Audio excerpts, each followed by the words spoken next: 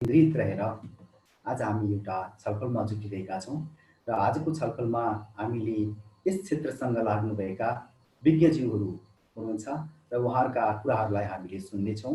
हाम्रो ब्यानरमै लेखिए अनुसार विपदमा शिक्षा कसको भूमिका के हुन सक्छ भन्ने सवालमा केन्द्रित भएर आजको छलफललाई हामी अगाडि बढाउँदैछौँ। आज विशेष गरेर शिक्षाका लागि राष्ट्रिय अभियान जिल्ला समन्वय समिति पर्वत र शिक्षक चौतारी पर्वतको संयुक्त आयोजनामा आयोजित कोरोना कहरको यो अवस्थामा हामीले शिक्षालाई कसरी बालबालिकालाई सिकाउन सक्छौँ र शिक्षासँग बालबालिकालाई कसरी जोड्न सक्छौँ भन्ने कुरामा केन्द्रित भएर विभिन्न चरणहरूमा विभिन्न प्रकारका कार्यक्रमहरू हामीले सञ्चालन गरिरहेको कुरा यहाँहरू सबैमा सर्वविदित नै छ। आज विशेष गरेर हामीले विपदमा शिक्षा कसको भूमिका के भन्ने विषयवस्तुसँग केन्द्रित रहेर आज हामीले वक्ताहरूलाई उपस्थित गराएका छौँ। आजको वक्ताहरूका रूपमा उपस्थित हुनुहुने आदरणीय व्यक्तित्वहरू विशेष गरेर एम बहादुर मल्ल रामकृष्ण जलजला गाउँपालिका पर्वतका प्रमुख हुनुहुन्छ। आदरणीय अध्यक्षज्यूलाई यो कार्यक्रममा म हार्दिक स्वागत पनि गर्न चाहन्छु।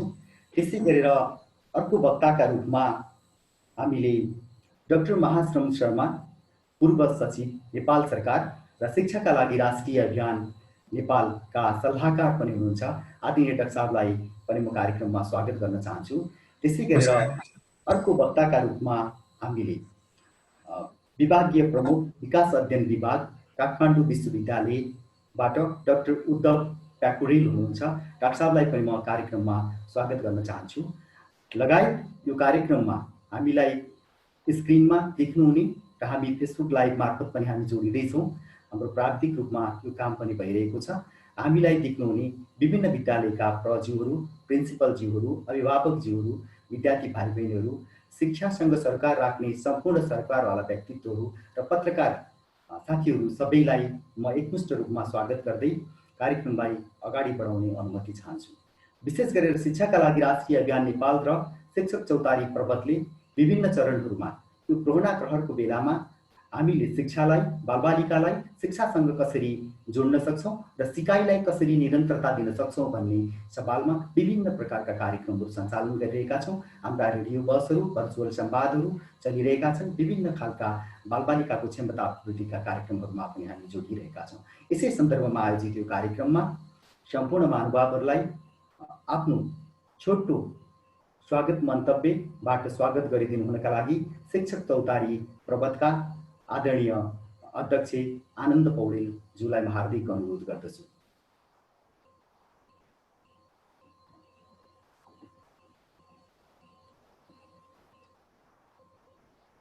आनन्द सर।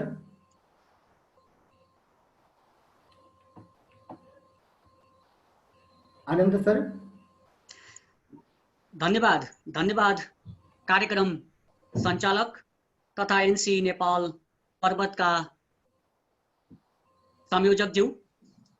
शिक्षक चौतारी पर्वत र एनसी नेपाल पर्वतले संयुक्त रूपमा आयोजना गरेको भर्चुअल संवाद कार्यक्रममा वक्ताको रूपमा जोडिनुभएका जलजला गाउँपालिकाका अध्यक्षज्यू, नेपाल सरकारका पूर्व सचिवज्यू, काठमाडौँ विश्वविद्यालय विकास अध्ययन विभागका विभागीय प्रमुखज्यू लगायत स्क्रिनमा जोडिनु भए विभिन्न तह र तबकाका आदरणीय व्यक्तित्वहरू, आज हामी एनसी नेपाल जिल्ला समन्वय समिति पर्वत र शिक्षक चौतारी पर्वतले संयुक्त रूपमा आयोजना गरेको भर्चुअल संवाद कार्यक्रममा छौं।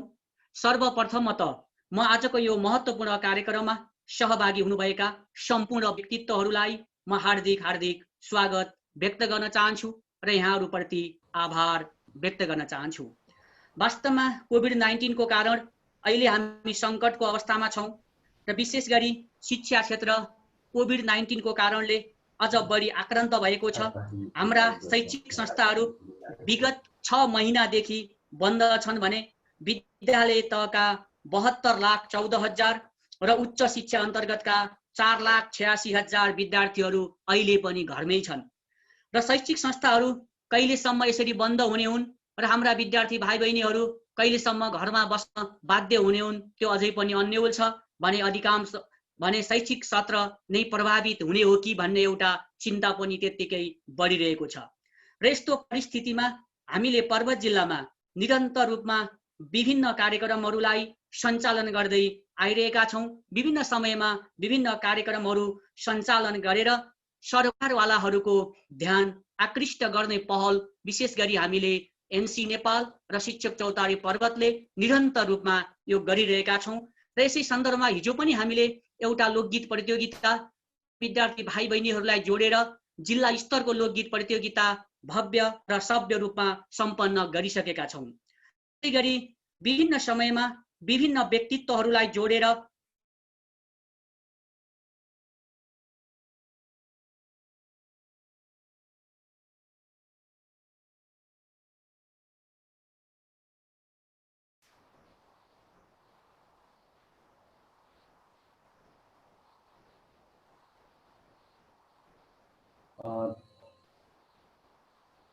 धन्यवाद आनन्द सरलाई। आनन्द सरले बोल्दा बोल्दै बिचमा केही डिस्टर्ब भएको जस्तो लाग्यो। म अब कार्यक्रमलाई ढिला नगरी अगाडि बढाउने अनुमति चाहन्छु। विशेष गरेर विपदमा शिक्षा कसको भूमिका के भन्ने विषयवस्तुमै आज केन्द्रित हुनेछौँ। आजका हाम्रा आदरणीय वक्ताहरू जो शिक्षा क्षेत्रमा निकै लामो समयदेखि आफूलाई क्रियाशील बनाइरहनु भएको छ, हिजो पनि आज पनि र भोलिसम्म यहाँको निरन्तरता क्रियाशीलता निरन्तर रहिरहनेछ भन्ने हामीले विश्वास पनि लिएका छौँ। र यहाँहरूका अनुभव र हाम्रा अभिभावक, विद्यार्थी, शिक्षक, सिङ्गो शिक्षक समुदाय, त्यसै गरेर विद्यालय व्यवस्थापन समिति, प्रदेश सरकार, स्थानीय सरकार र सङ्घीय सरकार कसको भूमिका के हुन सक्छ, बालबालिकालाई निरन्तर गुणस्तरीय शिक्षा प्रदान गर्नका निमित्त हरेक प्रकारका विपत्तिहरूमा बालबालिकाले शिक्षा र सिक्ने कुरालाई वञ्चित नबनाउनका निमित्त कसको के भूमिका हुनेछ भन्ने सन्दर्भमा आज हामी केन्द्रित भएर छलफल गर्नेछौँ। र यो छलफलमा आफ्नो भनाइहरू राख्नका निमित्त मैले समय प्रदान गर्न चाहन्छु। आजका यस कार्यक्रमका वक्ता काठमाडौँ युनिभर्सिटी का प्राध्यापक डाक्टर उद्धव प्याकुरेलज्यूलाई मैले समय चाहिँ डाक्टर साहबलाई 10 देखि 15 मिनटको समय उपलब्ध गराएको छु र यो 15 मिनटभित्र डाक्टर साहबले आफ्ना भनाइहरू राख्नुहुनेछ भन्ने विश्वास राख्दै अबको फ्लोरमा म डाक्टर साहबलाई यो फ्लोर हस्तान्तरण भएको जानकारी गराउन चाहन्छु। र हामीलाई सहारा पार्टी टिभीबाट प्रत्यक्ष रूपमा प्रसारण पनि भइरहेको म यहाँहरू सबैलाई जानकारी गराउन चाहन्छु र यहाँहरूले त्यहाँबाट पनि हेर्न सक्नुहुनेछ। त्यसै गरेर हामीलाई फेसबुक लाइभ पनि हामीले गर्ने जमर्को गरिरहेका छौँ र यहाँका केही जिज्ञासा टिप्पणीहरू छन् भने हाम्रो च्याट बक्समा यहाँहरूले राख्न सक्नुहुनेछ भन्दै म डाक्टर साहबलाई चाहिँ अबको समय उपलब्ध भएको जानकारी गराउँछु। डाक्टर उद्धव प्याकुरेल। हजुर, धन्यवाद यज्ञ सर। प्रथमतः त राजेन्द्र पहाडी सरलाई यो संवादमा जोड दिनुभएकोमा धन्यवाद दिन चाहन्छु। सुनिराख्या छ? सुनिरहेको डाक्टर साहब। अब यहाँहरू लामो समयदेखि गर्दै हुनुहुँदो रहेछ। मैले पनि एक दुईटा कार्यक्रममा सहभागी हुनु पाए भए कस्तो डिस्कसन भइरहेछ भन्ने अझ जानकारी पनि पाउँथेँ होला। त्यो अवसर चाहिँ मैले पाइनँ, त्यसको लागि क्षमा प्रार्थी छु। तैपनि आज अब एउटा सौभाग्य भनौँ अथवा एउटा संयोग, मेरो आफ्नै पनि सम्बन्ध भएको गाउँपालिकाका अध्यक्ष रामकृष्ण मल्लजी पनि यहाँ हुनुहुँदो रहेछ। त्यस्तै गरेर हाम्रो पूर्व सचिवज्यू पनि जोडिनु भएको छ। उहाँहरूले धेरै कुराहरू बताउनुहुन्छ होला र राजेन्द्र सरले सायद छानेर पनि जोडिदिनु खोज्नु भएको रहेछ भने अथवा संयोग हो, त्यो बेग्लै कुरा हो। तर सबैलाई नमस्कार। र आजको जुन विषय दिनुभएको छ, मलाई पहिलो वक्ताको रूपमा बोलाउँदाखेरि पनि अलिकति प्रोभोकेटिभ होस्, अरू वक्ताहरूलाई पनि सजिलो होस् भनेर पनि हो कि जस्तो लाग्यो मलाई यज्ञ सरले। अथवा त्यसमा अब राजेन्द्र सरकै पनि अलिअलि उ छ भने त्यसमा केही भएन। मलाई के लाग्छ भने तपाईँहरूले जुन टाइटल दिनुभएको छ विपदमा शिक्षा कसको भूमिका के भन्ने कुरा, अब यो कुरा गर्दै जाँदाखेरि मलाई लाग्छ त्यहाँका आज सहभागी हुनुभएको जस्तो अहिले म 57 जना देखिरहेको छु, धेरै सरहरू अथवा शिक्षक सरहरू पनि हुनुहुन्छ भनेको सुनेको छु मैले। सँगसँगै जनप्रतिनिधिहरू पनि हुनुहुन्छ र यो विषयलाई सरकार राख्ने सर म्याडम सबैजना देखिरहेको छु मैले। म्याडमहरू पनि हुनु होला, सरी भन्दैमा सधैँ सरै हुन्छन् जस्तो फेरि फिलिङ नजाओस्। र पर्वत मलाई थाहा छ अलिकति अगाडि बढिरहेको यो जेन्डर उसको सन्दर्भमा पनि अगाडि बढिरहेको जिल्ला हुँदाखेरि डेफिनेटली त्यहाँ राम्रो सहभागी होला भन्ने आशा गर्छु। अब यति भन्दै गर्दै गरेपछि तपाईँले जुन टाइटल दिनुभएको छ त्यसलाई कसरी कन्टेक्स्चुअलाइज गर्ने होला भनेर चाहिँ यसो सोचिरहँदाखेरि चाहिँ मलाई लाग्छ यो विपदमा शिक्षाको सन्दर्भको कुरा गर्दै गर्दाखेरि अझ त्यहाँभन्दा अलिकति अगाडि बढेर चाहिँ हामीले के कुरा गर्नुपर्छ होला भने कस्तो विपदको कुरा पनि गरिरहनुपर्छ होला। अहिले के भइरहेको छ भन्ने मलाई लाग्छ भनेदेखि साँच्चीकै यो काठमाडौँको लागि विपद होला, जलजलाको पनि बेनीको लागि विपद होला, अलि यतापट्टि आएपछि त्यो बजार एरियाको लागि विपद होला। तर जलजलाकै माथि त्यो कुनै वडाको लागि त्यो विपद हुन्थ्यो कि हुँदैन थियो होला यदि सरकारले सावधानी अपनाइदिया भए। र तपाईँ जस्तो अहिले जलजलाका अध्यक्षज्यू हुनुहुन्छ, संविधान पढ्नुहुन्छ भनेदेखि संविधानले के भन्यो भने हामीले यही संविधान बनाउँदै गर्दाखेरि र स्थानीय सरकारलाई भोट हाल्दै गर्दाखेरि वडा अध्यक्षसम्म र इभन वडा सदस्यसम्मलाई के भनियो भने सिंहदरबारको अधिकार घर घरमा आउँदैछ भनेर चाहिँ काठमाडौँमा राम्रै पेसामा राम्रै अनुभव भएका मान्छेहरू पनि सरकारकै नेतृत्व गर्न पाइन्छ, सिंहदरबारै गाउँ पुग्दैछ भनेदेखि किन नजाने भनेर चाहिँ त्यो प्रकारले गएर चुनाव लडेर जित्नुभयो। र संविधानले यति मजाले व्यवस्था गरिरहेछ। अहिले पनि मैले फेरि दोहोऱ्याएर संविधान हेर्दै थिएँ। सङ्घ भन्ने जस्तो अब यहाँ 2-3 कुराहरू छन्। जस्तो अहिलेको सन्दर्भमा नेपालको संविधान पछिल्लो संविधानले चाहिँ यो केन्द्र भन्ने चिन्दैन, केन्द्र भन्ने कुनै शब्द त्यहाँ पाइँदैन। तैपनि हाम्रो मिडियादेखि इभन मन्त्रीदेखि संविधानै बनाउने मान्छेहरू पनि केन्द्र केन्द्र केन्द्र भन्छन्, जबकि त्यसको नाम चाहिँ सङ्घ भनिएको छ। हाम्रो संविधानले यति राम्रो फेडरल सिस्टमको अवधारणा अपनाइदिएको छ। साँच्चीकै सिंहदरबार चाहिँ गाउँमा पुर्याउन खोजेको जस्तो कहाँनिर देखिन्छ भने, जस्तो मैले भनिहालेँ केन्द्र भन्ने शब्दको प्रयोग छैन। र अधिकारकै सन्दर्भमा नि जब आज शिक्षाको कुरा गरिरहेका छौँ भने अनुसूची 8मा स्थानीय तहको अधिकारको सूची सरर पल्टाएर सबैले हेर्नुभएको छ। मैले यसो एउटा रिमाइन्डर मात्रै बहसको लागि सुरुवात मात्रै गरिदिएको। त्यहाँ यति मजाले लेखिदिएको छ कि 22वटा स्थानीय सरकारका अधिकारहरू मध्ये एउटा अधिकारमा चाहिँ शिक्षा, यो शिक्षामा पनि माध्यमिक शिक्षासम्मको चाहिँ कुरा चाहिँ एक्सक्लुसिभली त्यो चाहिँ अनुसूची 22मा चाहिँ लेखिदिरहेको सन्दर्भ एकातिर छ भने, अर्कोतिर फेरि तपाईँ फेरि फर्केर हेर्नुहुन्छ भने धेरैले भन्ने गरेको केन्द्र अथवा अहिले हाम्रो संविधानले चिनेको सङ्घ भन्ने उसको अधिकार क्षेत्रमा गएर हेर्नुहुन्छ भने त्यहाँ शिक्षा भन्ने कहीँ देखिँदैन। कुनै उसमा चाहिँ उसले शिक्षामा कुनै दखल दिन पाइरहेको छैन। तर यो परिस्थितिमा साँच्चीकै अहिले भनेको जस्तै संविधानले र हामीले गाउँलेले र त्यो त्यहाँ चुनाव लड्न जाने मान्छेले पनि बुझेको कुरा चाहिँ के थियो भने साँच्चीकै अरू धेरै कुरामा नभए पनि शिक्षा, स्वास्थ्य लगायतका कुरामा चाहिँ अब पालिकाहरू चाहिँ सार्वभौम छन्। उनीहरूले चाहिँ त्यहाँको सबै अधिकारहरू प्रयोग गर्न सक्नेछन्। त्यहाँ कस्तो पाठ्यक्रम राख्ने, कुन बेलामा बिदा गर्ने, कुन बेलामा चाहिँ क्लासहरू सञ्चालन गर्ने, केलाई विपद भन्ने, कुन विपदलाई कसरी एड्रेस गर्ने लगायतका सबै कुराको अधिकार चाहिँ पालिकालाई हुन्थ्यो। र त्यही अनुसारको चुनेर आएका मध्ये एकजना जलजलाको अध्यक्ष पनि हुनुहुन्छ, अरू पनि हुनुहुन्छ होला सुनिरहनु भएको।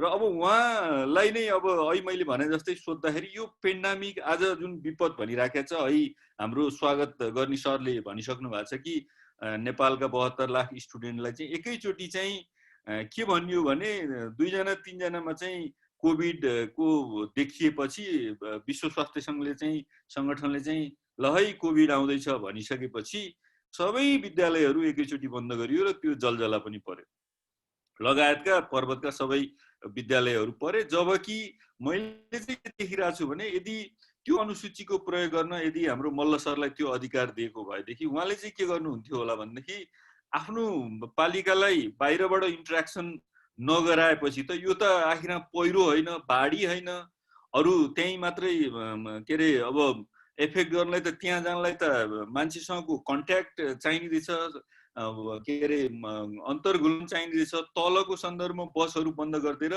अनि आएका मान्छेलाई जसरी क्वारेन्टाइनमा राख्ने व्यवस्था गर्नु पनि भएको छ, मलाई लाग्छ गरिरहनु भएको छ त्यो पालिकामा।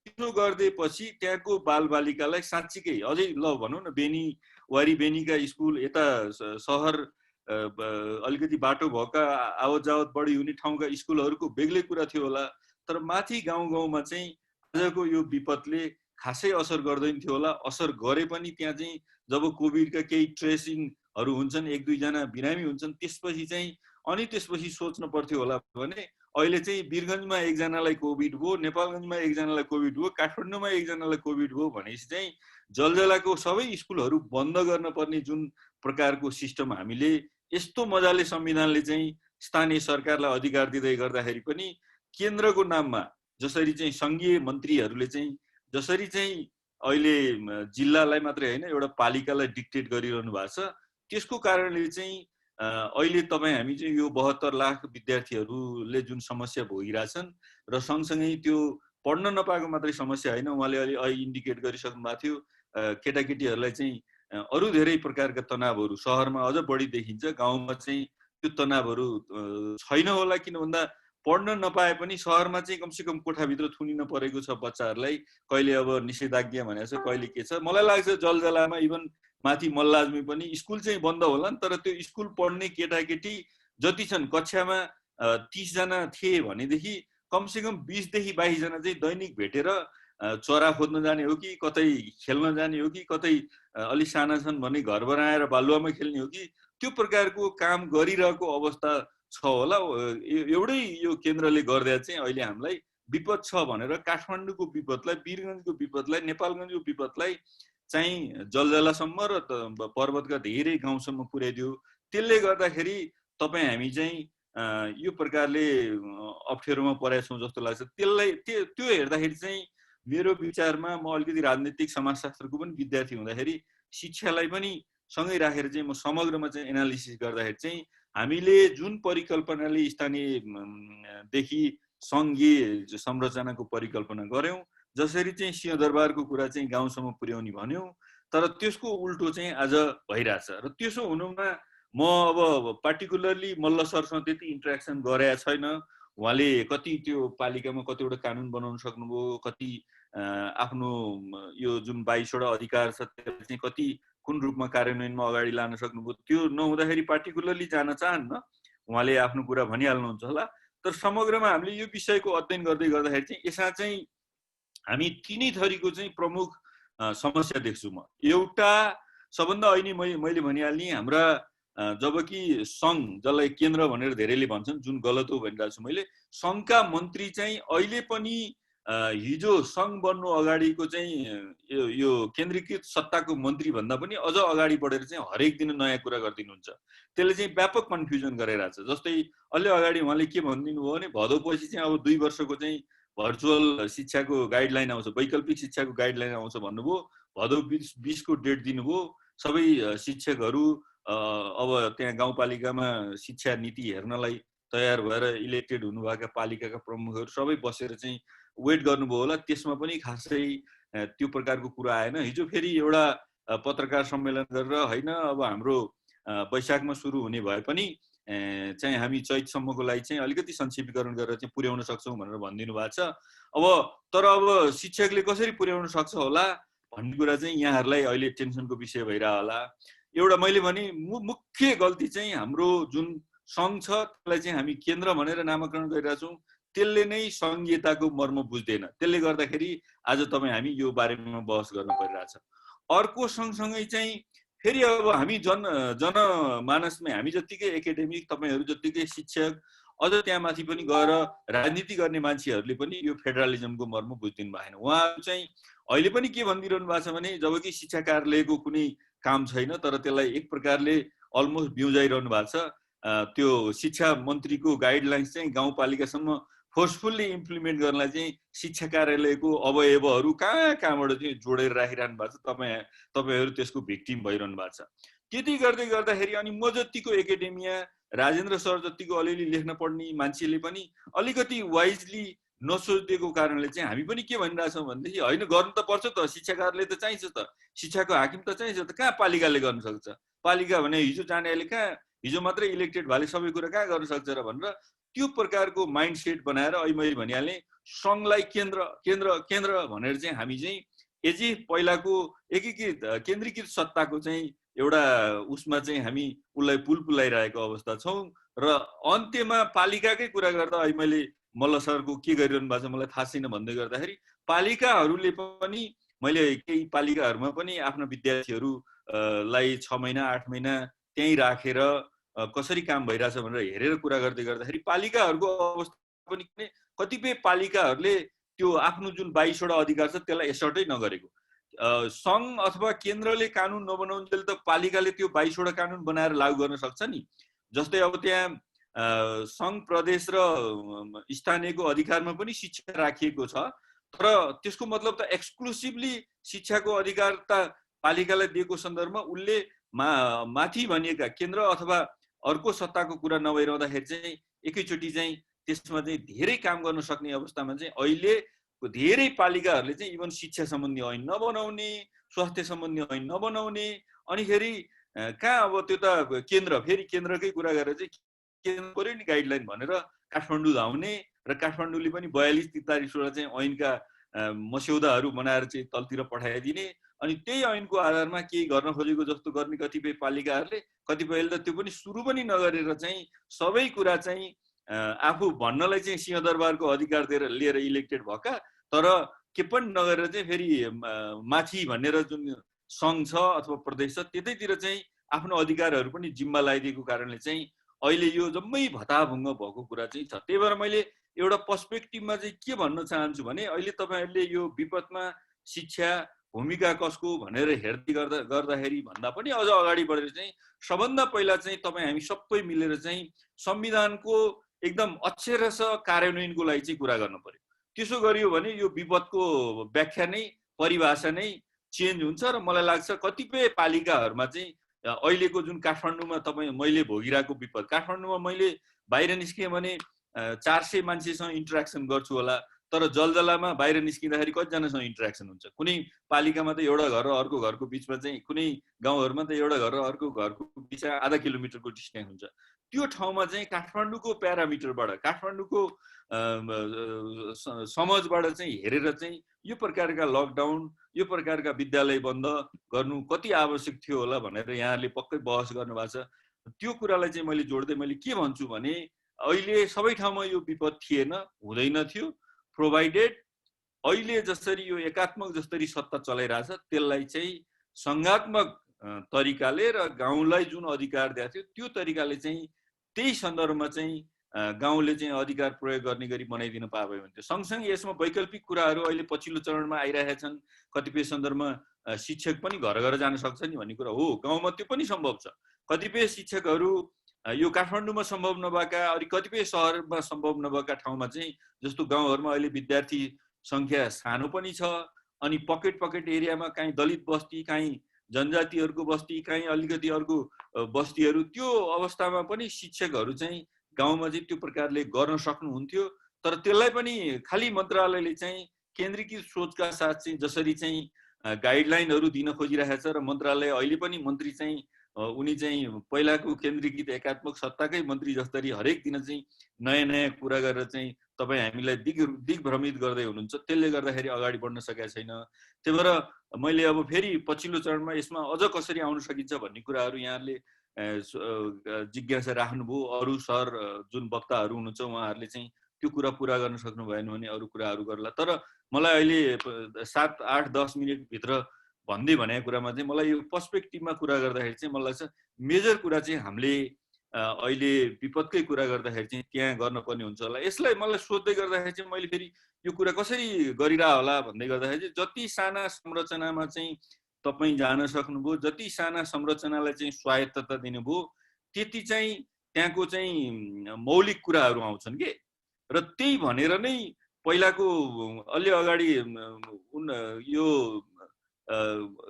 पुरानो सरकारले पनि स्थानीय स्वायत्तताको जुन कुरा गरिरहेको थियो र अहिले सँग चाहिँ जुन स्वायत्त प्रदेश बिचमा माओवादीहरूले लिएर आएको कुरा र पछि त्यसका विभिन्न जस्तो कङ्ग्रेस एमाले ल्याउँदाखेरि स्थानीय स्वायत्त शासनको कुरा, पछि स्वायत्तताको कुरा माओवादीले ल्याएको, यी सबैलाई मिश्रण गरेर सम्मिश्रण गरेर बनाइएको यो संविधानमा जुन एउटा संघीयता र स्थानीय सरकारको लागि जुन महत्त्व दिएको थियो त्यसको कार्यान्वयन गरियो भनेदेखि चाहिँ मलाई लाग्छ अहिले चाहिँ धेरै कुराहरू चाहिँ सहज भएर जान्थे र त्यहाँका पालिकाहरूले आफ्नो प्रकारका डिसिजन गर्न सक्थे। त्यही भएर अहिले दुईटा कुरा, शिक्षा मन्त्रालयका जुन अवयवहरूलाई कनेक्ट गराउन खोजिएको कुरा र शिक्षा मन्त्रीजीले सबै कुरा मै जान्छु, जलजलाको पनि मै जान्छु, वालिङको पनि मै जान्छु, कुस्माको पनि मै जान्छु, बागलुङको पनि मै जान्छु भन्ने जुन उहाँको चाहिँ त्यो एक प्रकारको भ्रम पुरानो सोच छ, त्यसले गर्दाखेरि चाहिँ अगाडि बढ्न नसकिया हो भनेर मैले यति भनेर अहिले चाहिँ विश्राम लिँदाखेरि यहाँहरू पछि छलफलको लागि सहिलो हुन्छ होला जस्तो लाग्छ। धन्यवाद। हुन्छ, आदरणीय डाक्टर साहबलाई धेरै धन्यवाद। डाक्टर साहबले निकै विषयवस्तुको उठान पनि गर्नुभएको छ। संविधानको पूर्ण कार्यान्वयन भयो भने हाम्रा स्थानीय सरकारलाई संविधानले प्रदत्त गरेका विषयवस्तुहरूलाई स्थानीय सरकारहरूले चाहिँ कार्यान्वयन गरिदिनु भयो भनेदेखि यो विपद भनेर भनिरहनु पर्दैन भन्ने खालको कुराहरू आइरहेको छ र यसमा पनि हाम्रा आदरणीय गाउँपालिकाका प्रमुखजी पनि हुनुहुन्छ, उहाँले पनि केही कुराहरू राख्नुहुनेछ भन्दै अब भने म 10 देखि 15 मिनटको समयमा आफ्नो महत्त्वपूर्ण विचार राख्नका लागि र नेपालको निजामती प्रशासनमा निकै लामो समयदेखि कार्यरत रहेर रिटायर जीवन बिताइरहनुभएका र विशेष गरेर हाम्रै छिमेकी जिल्लाका पनि हुनुहुन्छ आदरणीय डाक्टर साहब र शिक्षाका लागि राष्ट्रिय अभियान नेपालका सल्लाहकार पनि हुनुहुन्छ। शिक्षा क्षेत्रमा निरन्तर लागिरहनु भएको र आज पनि र भोलि पनि लागिरहनुहुनेछ भन्ने डाक्टर साहबको विचारहरू राख्नका लागि म आदरणीय डाक्टर महासमुद्र शर्मा जो नेपाल सरकारका पूर्व सचिव पनि हुनुहुन्छ, डाक्टर साहबलाई अबको फ्लोर चाहिँ हस्तान्तरण गरेको जानकारी गराउँछु। डाक्टर साहबले पनि समयको ख्याल गरिदिनुहुनेछ। हामी चाहिँ 10 देखि 15 मिनटको समयमा डाक्टर साहबले आफ्ना कुराहरू राख्नुहुनेछ भन्ने विश्वासका साथ डाक्टर साहबलाई अगाडि बढ्नका लागि अनुरोध गर्छु। थ्याङ्क यू यज्ञ सर। सुनिन्छ हजुर? मैले बोलेको सुनिएको छ कि छैन हजुर? हजुर, मैले एउटा सानो सर 2-3 मिनट एउटा स्लाइड चाहिँ देखाउन खोजेँ, त्यो भन्नुभएको छ मिलाउला। 2-3 मिनट एउटा स्लाइड सर र देखाउँछु है, हुन्छ? यहाँ मिल्छ कुरो? आनन्द सर, हस् सर, हस्।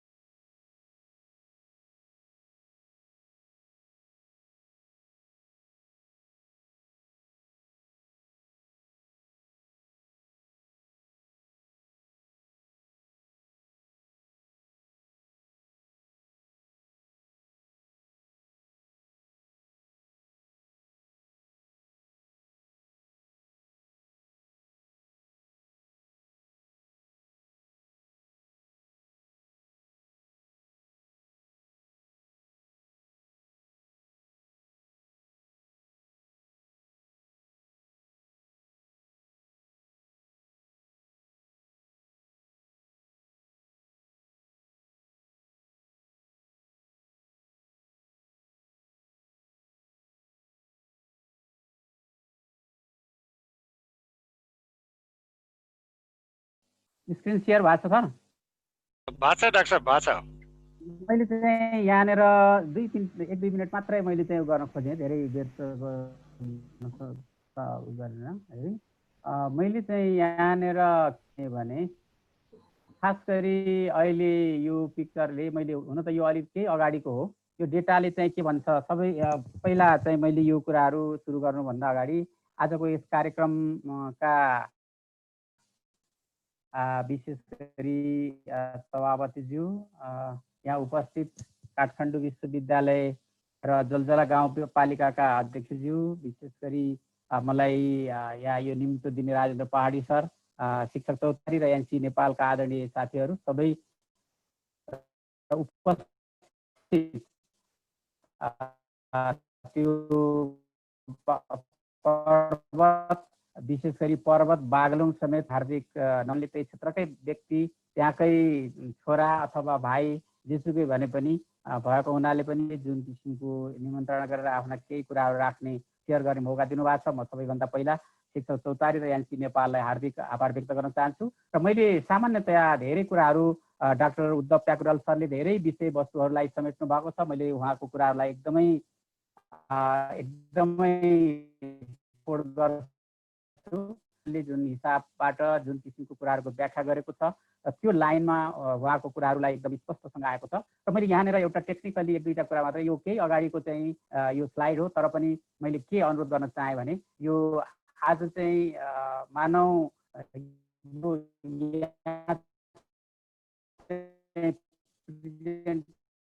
महामारीले चाहिँ जुन एउटा बहुआयामिक एउटा नकारात्मक प्रभाव पारेको छ र कतिपय ठाउँहरूमा अघि नै भन्नुभयो यसको परिवेशलाई हामीले चाहिँ एउटा नेपाल मात्रै नभएर विश्वभरि नै यसको परिवेश चाहिँ एकदमै अप्ठ्यारो स्थिति पनि छ र कतिपय ठाउँहरूमा यसलाई सजिलो पार्ने अवस्था पनि सृजना भएको छ।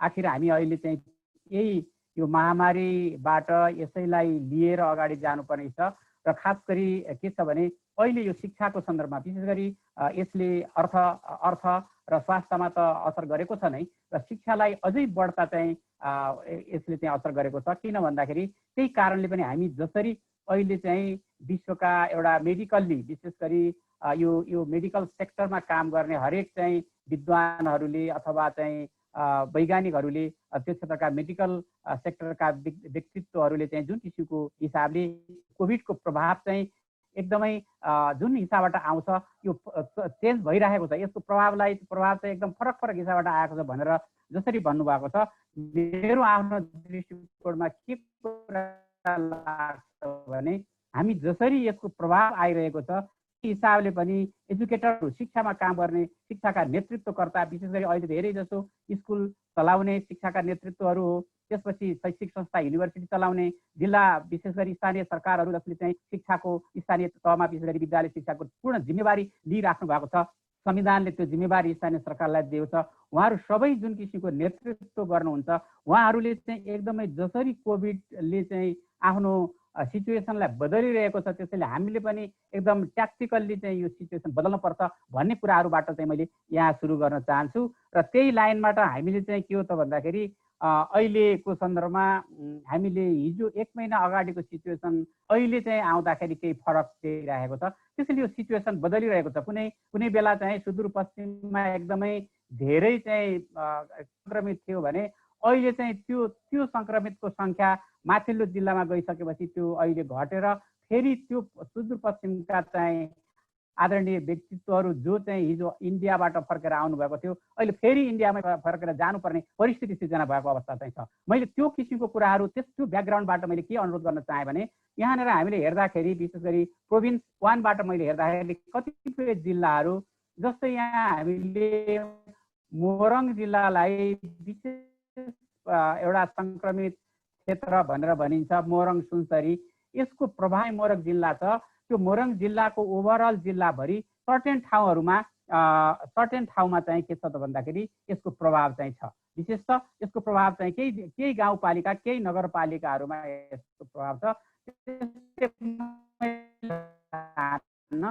यसको भन्नुको अर्थ के हो त यसमा केवल चाहिँ यो हेर्दाखेरि यसको प्रभावहरू चाहिँ कतिपय ठाउँमा एकदमै कन्सन्ट्रेट भएको छ सदरमुकाममा भने कतिपय ठाउँहरूमा केही ठाउँहरूमा केही पालिकाहरूमा चाहिँ यसको प्रभावहरू भइरहेको अवस्था छ। त्यसैले यहाँ हेर्दाखेरि काठमाडौँ एकदमै बढ्ता छ। त्यसैले त्यसबाहेक कतिपय जिल्लाहरूमा यो सङ्ख्या मैले यसरी देखाउनुको अर्थ के हो त भन्दाखेरि हामी हेर्दाखेरि जहाँसुकै सबै 75 डिस्ट्रिक्ट चाहिँ छ अथवा कतिपय जिल्लाहरूमा चाहिँ नभएको अवस्था पनि छ, त्यस्तो चाहिँ मतलब लेस इफेक्ट भइरहेको अवस्था पनि छ। यो परिस्थितिमा कुनै ठाउँमा 1 जना मात्रै भइरहेको अवस्था छ इन्फेक्टेड भएको र कतिपय ठाउँमा त्योभन्दा बढ्ता। त्यसैले यो खालको अवस्था चाहिँ अहिले नेपालको परिस्थितिमा अहिले सबै स्थितिमा हेर्दाखेरि चाहिँ देखिन्छ। र अर्को कुरा मैले के पनि भन्न चाहेँ भने हामीले हाम्रो डेटा चाहिँ के छ त भन्दाखेरि नेपालको कन्टेक्स्ट चाहिँ हामीले हेर्दा यदि पर्वत जिल्ला नै हामीले हेऱ्यौँ भने हाम्रा विद्यालयहरूमा अहिले धेरै विद्यार्थीहरू छैनन्। हाम्रा प्राथमिक विद्यालयहरू अथवा हाम्रा माध्यमिक विद्यालयहरू पनि धेरै जस्तो नेपालको कन्टेक्स्ट हामीले हेऱ्यौँ भने करिब हाम्रा सामुदायिक विद्यालयहरू 35,000 चाहिँ टोटल विद्यालयहरूमध्ये सामुदायिक र संस्थागत विद्यालयहरूमध्ये आधा विद्यालयहरू एकदमै 100 जना विद्यार्थीभन्दा कम छन् भने त्यसबाहेक चाहिँ अरू विद्यालयहरू भन्दाखेरि धेरै जस्तो 10,000 भन्दा बढी विद्यालयहरू 100 जना अथवा 50 जना भन्दा कम विद्यार्थी सङ्ख्या भएका चाहिँ परिवेश यो परिवेशमा अहिले विश्वभरिकै कुराहरू हामीले हेर्दा नेपालको कन्टेक्स्ट हामीले हेरौँ विश्वकै मिडियाहरूले अहिले धेरै किसिमका विचारहरू मिडियाबाट हामीले सुनिरहेका छौँ कि जनताहरू अभिभावकहरू इभन हामी सबै यो सेक्टरलाई केही यहाँहरू हामी चाहिँ कम्तीमा के होला भनेर बुझ्न चाहनेहरू पनि विभिन्न केही मेडिकल सेक्टरका व्यक्तित्वहरूबाट पनि कतिपय ठाउँहरूमा मैले कसैलाई दोष दिन चाहँदैन कतिपय ठाउँहरूमा यो केही पनि होइन भन्ने कुराहरू पनि छ भने कतिपय ठाउँमा चाहिँ एकदमै यसले चाहिँ फेरि मान्छेहरू चाहिँ मरिरहेका पनि त छन् नि त्यसैले यो दुईटै किसिमको कुराहरूलाई हामी चाहिँ हेर्नुपर्ने अवस्था चाहिँ छ र यो खालको कुराहरू हेरिसकेपछि हामी शिक्षाको कुराहरूलाई अब त्यो परिस्थितिबाट शिक्षालाई अगाडि लिएर जानुपर्ने स्थिति छ र हामीले यो चाहिँ संक्रमणको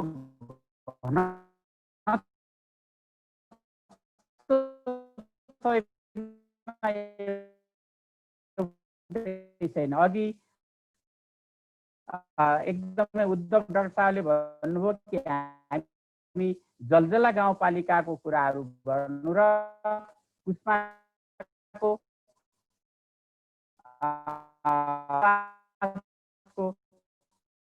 नगरपालिकामा एकजना व्यक्ति चाहिँ समस्या पनि अवस्थामा फेरि त्यो किसिमको अवस्था पनि छ विश्व जहाँ यसले सबभन्दा पहिला असर गर्यो चाइना अनि त्यसपछि जर्मन अनि त्यसपछि अमेरिका लगायत चाहिँ अरू इटाली यस्ता देशहरूमा युके लगायतका देशहरूमा कतिपय ठाउँहरूमा स्कुलहरू खुले अनि फेरि बन्द पनि भए र फेरि पनि खुले त्यसैले यो खालको कुराहरू त्यहाँ पनि त्यही किसिमको एउटा प्रोटोकल मतलब विश्व स्वास्थ्य सङ्गठनको प्रोटोकल अपनाएर स्कुल खोलिएको अवस्था छन् र अहिले धेरै देशहरूमा चाहिँ विद्यालय खोलिएको छ र भर्खरै मात्रै पनि मैले 49 देशको चाहिँ अवस्था हेरेर एउटा रिसर्च रिपोर्ट हेरिरहेको थिएँ कि त्यो रिसर्च रिपोर्टले चाहिँ के भनिरहेको छ भने विशेष गरी डक्टरहरूले मेडिकल सेक्टरमा काम गर्ने व्यक्तित्वहरूले स्कुल लेभलका बालबालिकाहरूमा यो कोभिड-19 को जुन प्रभाव छ संक्रमण जुन किसिमको ट्रान्सफर हुने कुराहरू छ त्यो एकदमै कम हुन्छ भन्ने कुराहरू पनि त्यहाँबाट चाहिँ पाइएको अवस्था पनि छ त्यसैले यो बिचमा चाहिँ हामीले अब नेपालको कन्टेक्स्ट हामीले हेर्यौँ भने अघि उद्धव सरकै कुराहरूमा म जान्छु हामीले चाहिँ के सिक्यौँ तसम्म त्यहाँबाट म सुरु गर्छु कि कहाँनिर भने हामी अहिलेसम्म हेर्दाखेरि कतिपय विद्यालयहरू ले खोलिरहेकै छन् र कतिपय विद्यालयहरू जब चाहिँ तनहुको घैरेनी माध्यमिक विद्यालय त्यहाँको प्रधान अध्यापक केशव सर हुनुहुन्छ उहाँले चाहिँ कहिले पनि स्कुल बन्द गर्नु भएन मैले एकजनाको नाम लिएँ यस्तै अरू धेरै शिक्षकहरू सुर्खेतको चाहिँ एउटा चाहिँ विद्यालय छ त्यो विद्यालयको सरले चाहिँ कहिल्यै पनि बन्द गर्नु भएन तर कतिपय ठाउँहरूमा के छ भन्दाखेरि हामी सरकारले जुन किसिमको निर्देशन जारी गर्यो त्यो कुराहरू हामी सबैले मान्यौँ र स्थानीय तहमा पनि हामीलाई एकदमै स्थानीय निकायलाई पनि केन्द्रको एउटा निर्णय हुने हो कि त्यो अब्जस आउने हो कि भन्ने खालको कुराहरू चाहिँ भए त्यो किसिमको भए स्थानीय सरकारलाई पनि पर्यो त्यस हिसाबबाट चाहिँ स्थानीय सरकारले काम गर्ने ठाउँहरूमा इभन चाहिँ बाजुराको कुराहरू हामीले हेऱ्यौँ भने बाजुरा सदरमुकामको सदरमुकामले चाहिँ के गरेको छ भने नगरपालिकाले विद्यालयहरू कसरी खोल्न सकिन्छ भन्ने खालको कुराहरू गरेर त्यसैले विभिन्न ठाउँमा विभिन्न अनुभवहरू छ त्यो अनुभवले चाहिँ हामीलाई के सिकाएको छ भने इन्स्ट्रक्सनल मोडेल चाहिँ फरक पार्नुपर्ने रहेछ हामीले शिक्षण सिकाइका कुराहरू फरक पार्नुपर्ने रहेछ हामीलाई चाहिँ इक्विटी कन्सर्नको कुराहरू आयो हामीले 4 नम्बर प्रदेशकै मतलब गण्डकी प्रदेशमा हेऱ्यौँ भने पोखरा महानगरपालिकाले अनलाइनमा क्लास चल्दाखेरि महानगरपालिकाले अनलाइनमा क्लास लिनु हुँदैन किन भन्दाखेरि चाहिँ कतिपय बालबालिकाले पढ्ने र कसैले नपढ्ने कुराहरू हुनसक्छ त्यसैले खालको बन्द गर भनेर पनि नगरपालिकाले निर्देशन दिएको पनि हो यो हामीले चाहिँ किनभने स्थानीय सरकारको कुराहरू हेर्दा अर्को कुरो भने हाम्रो कम्युनिकेसनको कुराहरू त्यति क्लियर हुन सकेन जसले चाहिँ यस्तो खालको यदि अब मानौ न मैले नै उदाहरणको रूपमा के भन्छु भने सोलुखुम्बुको खुम्जुङ माध्यमिक विद्यालय जो ठाउँमा चाहिँ मैले पढाएर आएको विद्यालय थियो त्यहाँ निरन्तर मैले सम्पर्क गरेको थिएँ त्यहाँको चाहिँ शिक्षक त्यहाँनिर केही पनि छैन, वास्तवमा पठन पाठन गराउन कुनै अप्ठ्यारो पनि छैन, तर त्यो बन्द भयो तर अहिले चाहिँ पठन पाठन सञ्चालन भएको छ। कम्युनिकेसनको कुरा पनि हामीलाई अर्को कुरा आयो। त्यसपछि अर्को कुरो के भने हाम्रो इन्स्ट्रक्सनल प्र्याक्टिस, हिजो हामी फेस टु को कुराहरू शिक्षकले चाहिँ विद्यार्थी र शिक्षक भेटेर नै क्लास लिइरहेको अवस्थामा अरू किसिमको चाहिँ कुराहरू गर्न सकेनौँ र त्यसो हुनाले टेक्नोलोजीको र हामीले चाहिँ टेक्नोलोजीको कुरा आइसकेपछि मतलब योग्य भन्दा पनि त्यस्तो खालको चाहिँ अहिलेको टेक्नोलोजी प्रयोग गर्न सक्ने हिसाबले सबै सक्षम नभएको कारणले पनि यो खालका सिचुएसनहरू हामी कहाँ आयो र हामीले चाहिँ के कुरा त भन्दाखेरि हामी चाहिँ एकदमै साना मान्छे सङ्क्रमित भए पनि त्यो ठाउँमा चाहिँ सबै स्कुलहरू बन्द गर्ने, हामी गाउँमा चाहिँ एकदमै हिँड्नको लागि अथवा सँगै बसेर पढ्नको लागि अप्ठ्यारो हुने सिचुएसन आयो। तर वास्तवमा हामी स्कुलमा साँच्चै यो परिस्थितिमा स्कुल खोल्न हुन्छ त भन्ने पनि अर्को क्वेसन चाहिँ छ। यो परिस्थितिमा के त भने विश्वका अरू देशहरूको उदाहरण पनि हामीले हेर्दाखेरि के देख्यौँ त भन्दाखेरि उनीहरूले चाहिँ कतिपय देशहरूमा 10 जना के अरे व्यक्तिहरूलाई 10 जना बालबालिकाहरूलाई एक ठाउँमा राखेर 10 जनाभन्दा बढ्ता नराखेर पठन पाठन गराएको कुराहरू पनि हामीले सुन्यौँ। त्यसैले यो परिस्थिति हेर्दाखेरि अहिलेको हाम्रो चाहिँ स्थितिमा चाहिँ के देखिया छ भने अघि भने जस्तै शिक्षा मन्त्रालयको जुन किसिमको निर्देशनहरू आयो, पहिला चाहिँ असारबाट सुरु गर्ने, त्यसपछि चाहिँ फेरि असारमा यो खालको चाहिँ जुन किसिमको अनलाइनमा अथवा अरू किसिमका चाहिँ विशेष गरी चाहिँ यो रेडियोबाट, टेलिभिजनबाट र अरू किसिमका माध्यमबाट जुन किसिमले चाहिँ पठन पाठन सुरु भयो, त्यसलाई चाहिँ खास गरी अनौपचारिक हिसाबमा मात्रै हो भन्ने खालको कुरा आयो। त्यसले पनि विद्यार्थीहरू त्यो क्लास लिन अथवा रेडियो सुन्न, टेलिभिजन सुन्नको लागि चाहिँ त्यति मन गरेनन्। त्यसै भएको कारणले अथवा पुरानो कुरालाई अब लिएर चाहिँ हुँदैन, केही कुराहरू हुन्छ भन्ने मलाई लागेन। त्यसैले विगतका कुराहरू भन्दा पनि अब हामीले चाहिँ हाम्रो अहिलेको परिवेशलाई हेरेर हामी कहाँ छौँ, हाम्रो त्यो परिवेशमा सम्पूर्ण हिसाबबाट केन्द्रले हिजो भनिरहेको छ पनि सबै बाहिरबाट सबैको चाहिँ दृष्टिकोण के स्थानीय पालिकाले गर्नुपर्ने हुन्छ र स्थानीय पालिकाहरूको अथवा स्थानीय पालिकाको जुन अधिकार छ संविधानलाई दिएको त्यो अधिकारको प्रयोग गर्नुपर्छ भन्ने खालको कुराहरू नै बाहिर धेरै कुराहरू उठ्यो र त्यस हिसाबबाट कतिपय पालिकाले त्यो कुराहरू प्रयोग पनि गर्नुभयो र अहिले चाहिँ कतिपयले प्रयोग नगर्नुभएको अवस्था पनि थियो र भर्खरै चाहिँ शिक्षा मन्त्रालयले एउटा निर्देशिका जुन जारी गरेको छ त्यो स्वागत योग्य नै छ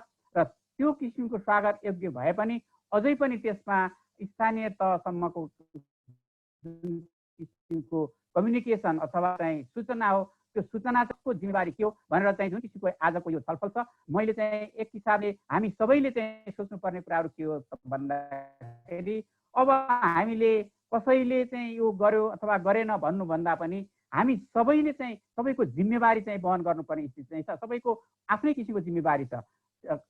एकदमै सङ्घीय मन्त्रालयको जिम्मेवारी के मात्रै हो भने फेसिलिटेसन गर्ने चाहिँ हो कि फेसिलिटेसन गर्ने कसरी भन्दाखेरि अहिले चाहिँ हामी जुन हिसाबबाट जुन निर्देशिका पठाएको छ त्यो निर्देशिकाको अनुसार चाहिँ कति ठाउँमा के अप्ठ्यारो छ, रिसोर्स पुग्यो कि पुगेन, त्यो खालको कुराहरू सोध्ने र त्यसबाहेक अरू किसिमको कुराहरू केन्द्रमा सबै कुराहरू केन्द्रले गर्न सक्ने अवस्था छैन र केन्द्रले गरेर पनि हुन सक्दैन। त्यसो भएको कारणले पनि मैले के अनुरोध गर्न चाहन्छु भने पालिका मतलब स्थानीय पालिका र वास्तवमा यो अहिले चाहिँ जुन किसिमको निर्देशिकामा विभिन्न किसिमको यो गाउँपालिका महासङ्घ र नगरपालिका महासङ्घको कुनै पनि ठाउँमा चाहिँ कुनै किसिमको दायित्व जिम्मेवारी चाहिँ मैले भएको पाइनँ। त्यसैले चाहिँ मैले के अनुरोध पनि गर्न चाहन्छु भने यो परिस्थितिमा गाउँपालिका महासङ्घ र यो नगरपालिका महासङ्घ पनि उत्तिकै हिसाबबाट चाहिँ प्रोएक्टिभ भएर आउन आवश्यक छ र गाउँपालिका महासङ्घ र जिल्ला के अरे यो नगरपालिका महासङ्घले हरेक चाहिँ स्थानीय निकायहरूलाई स्थानीय निकायको अधिकार जुन किसिमको चाहिँ छ त्यो अधिकारको प्रयोग गरेर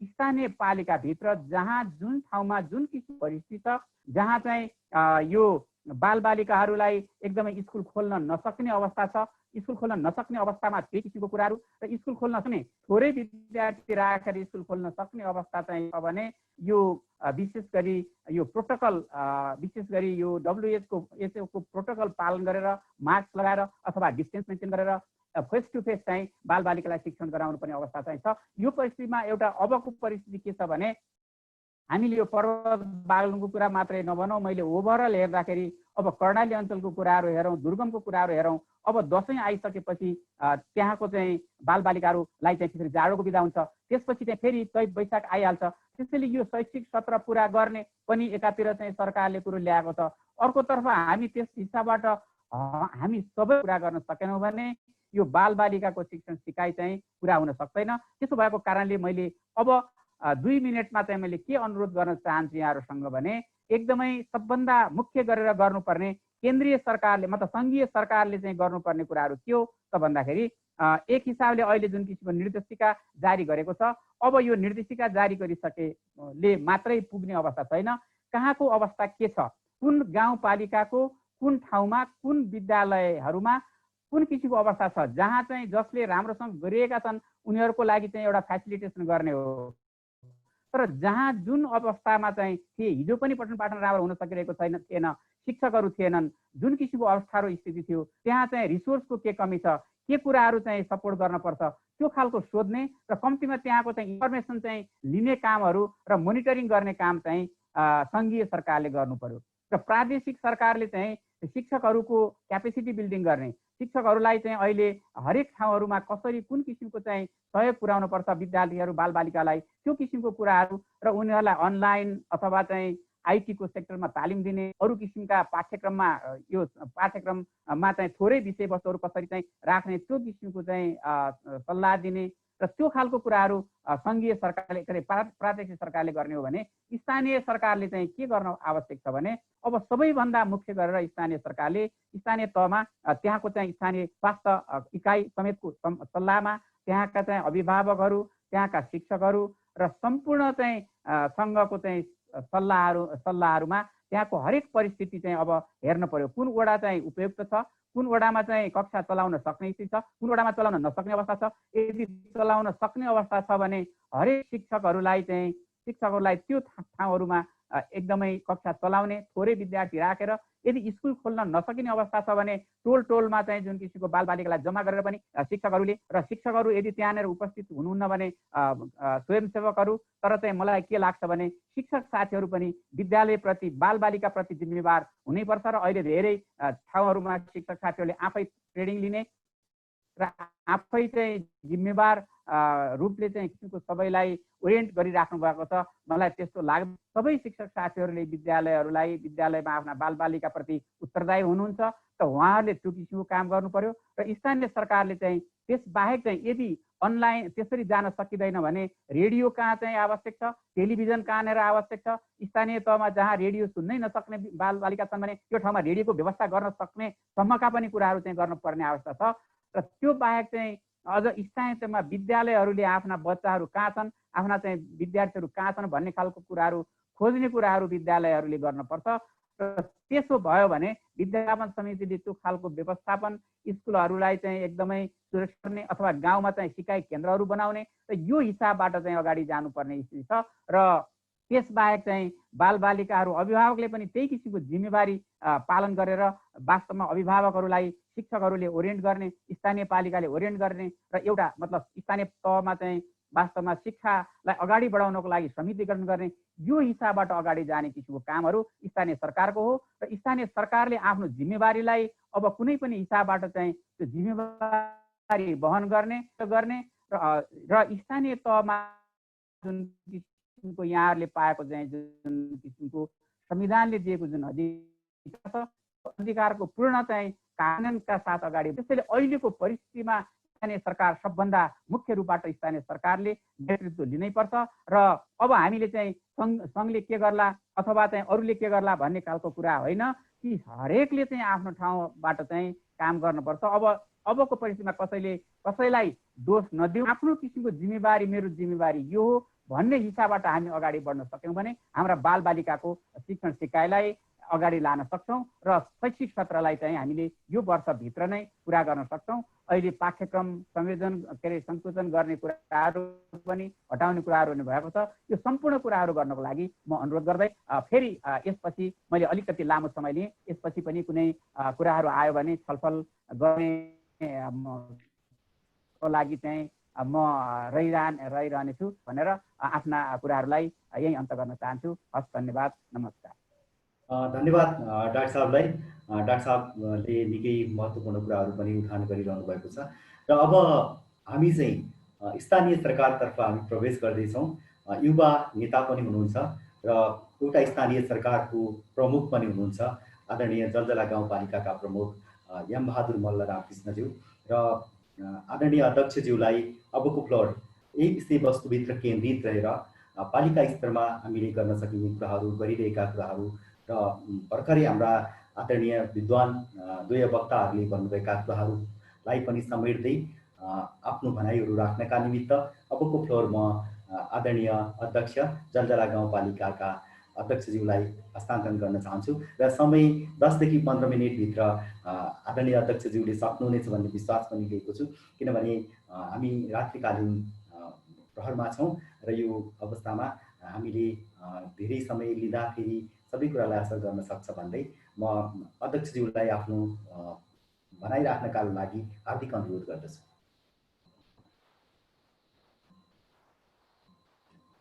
अध्यक्षज्यूको म्युट छ। अध्यक्षज्यू म्युट छ।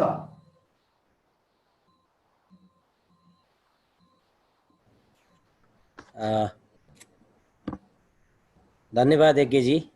विशेष गरी यो एनसी नेपाल र शिक्षा चौतारी पर्वतले आयोजना गरेको यो शिक्षा सम्बन्धी कार्यक्रममा धन्यवाद छ तपाईलाई। यस कार्यक्रममा विशेष गरी प्रमुख वक्ताहरू हुनुहुन्छ डाक्टर उद्भव प्याकुरेल डाक्टर साहब, विश्वविद्यालयको प्रोफेसर हुनुहुन्छ उहाँ काठमाडौँको। त्यसै गरी पूर्व सचिव महासव शर्माज्यू, यहाँ उपस्थिति राजेन्द्र पहाडीज्यू लगायत सम्पूर्ण जनप्रतिनिधिहरू, शिक्षक साथीहरू लगायत सम्पूर्ण कर्मचारी यहाँ उपस्थित सम्पूर्ण। अब यो विशेष गरी यो कार्यक्रम एकदम राम्रो कार्यक्रम छ। यस्तो यो कार्यक्रम मलाई विगतमा पनि हाम्रो राजेन्द्र सरले काठमाडौँमा पनि यो कार्यक्रममा धेरै त्यहाँ पुग्न पर्छ सर भन्नुभएको थियो, तर विशेष व्यस्तताका कारणले त्यहाँ पुग्न पनि मैले सकिनँ। पहिला यो कोभिड भन्दा धेरै पहिलाको कुरा हो र आज यो कार्यक्रममा मैले केही कुरा सुन्न पाउँदा, बुझ्न पाउँदा, मैले देखेका, मैले बुझेका कुराहरू, केही कुराहरू भन्न पाउँदा म एकदमै गौरवित छु। विशेष गरी यो कोभिडले जुन शिक्षामा पारेको असर, यसले हाम्रो जलजलामा हैन, अघि पनि डाक्टर साहबले भन्नुभयो, हाम्रो उद्धव डाक्टर साहबले धेरै कुराहरू भन्नुभयो। यो सरकारका कुराहरू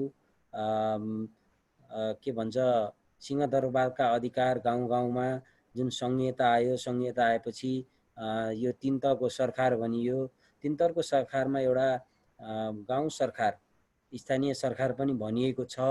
यो स्थानीय सरकारलाई कहाँ कसरी काम गर्ने हो, के कहाँ के भएको छ हैन, यी कुराहरू अघि हाम्रो महासचिव डाक्टर साहबले पनि धेरै कुराहरू भन्नुभयो।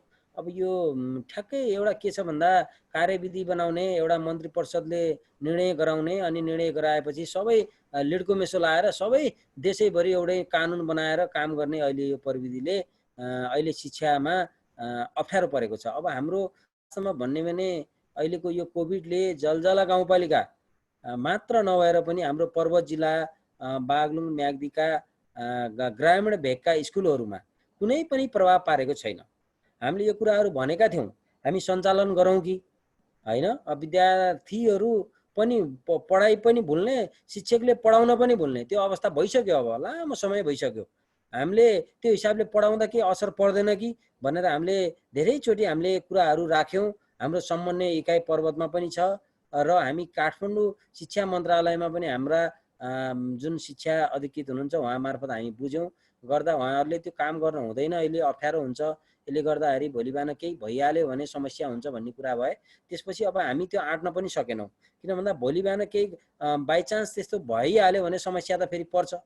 त्यो भएर पनि त्यस्तो अवस्था भयो र हामीले यसलाई सञ्चालन गर्नै पर्छ। शिक्षा एकदम संवेदनशील क्षेत्र हो। बच्चाहरूको एकदम पढाइ प्रभावित भएको छ।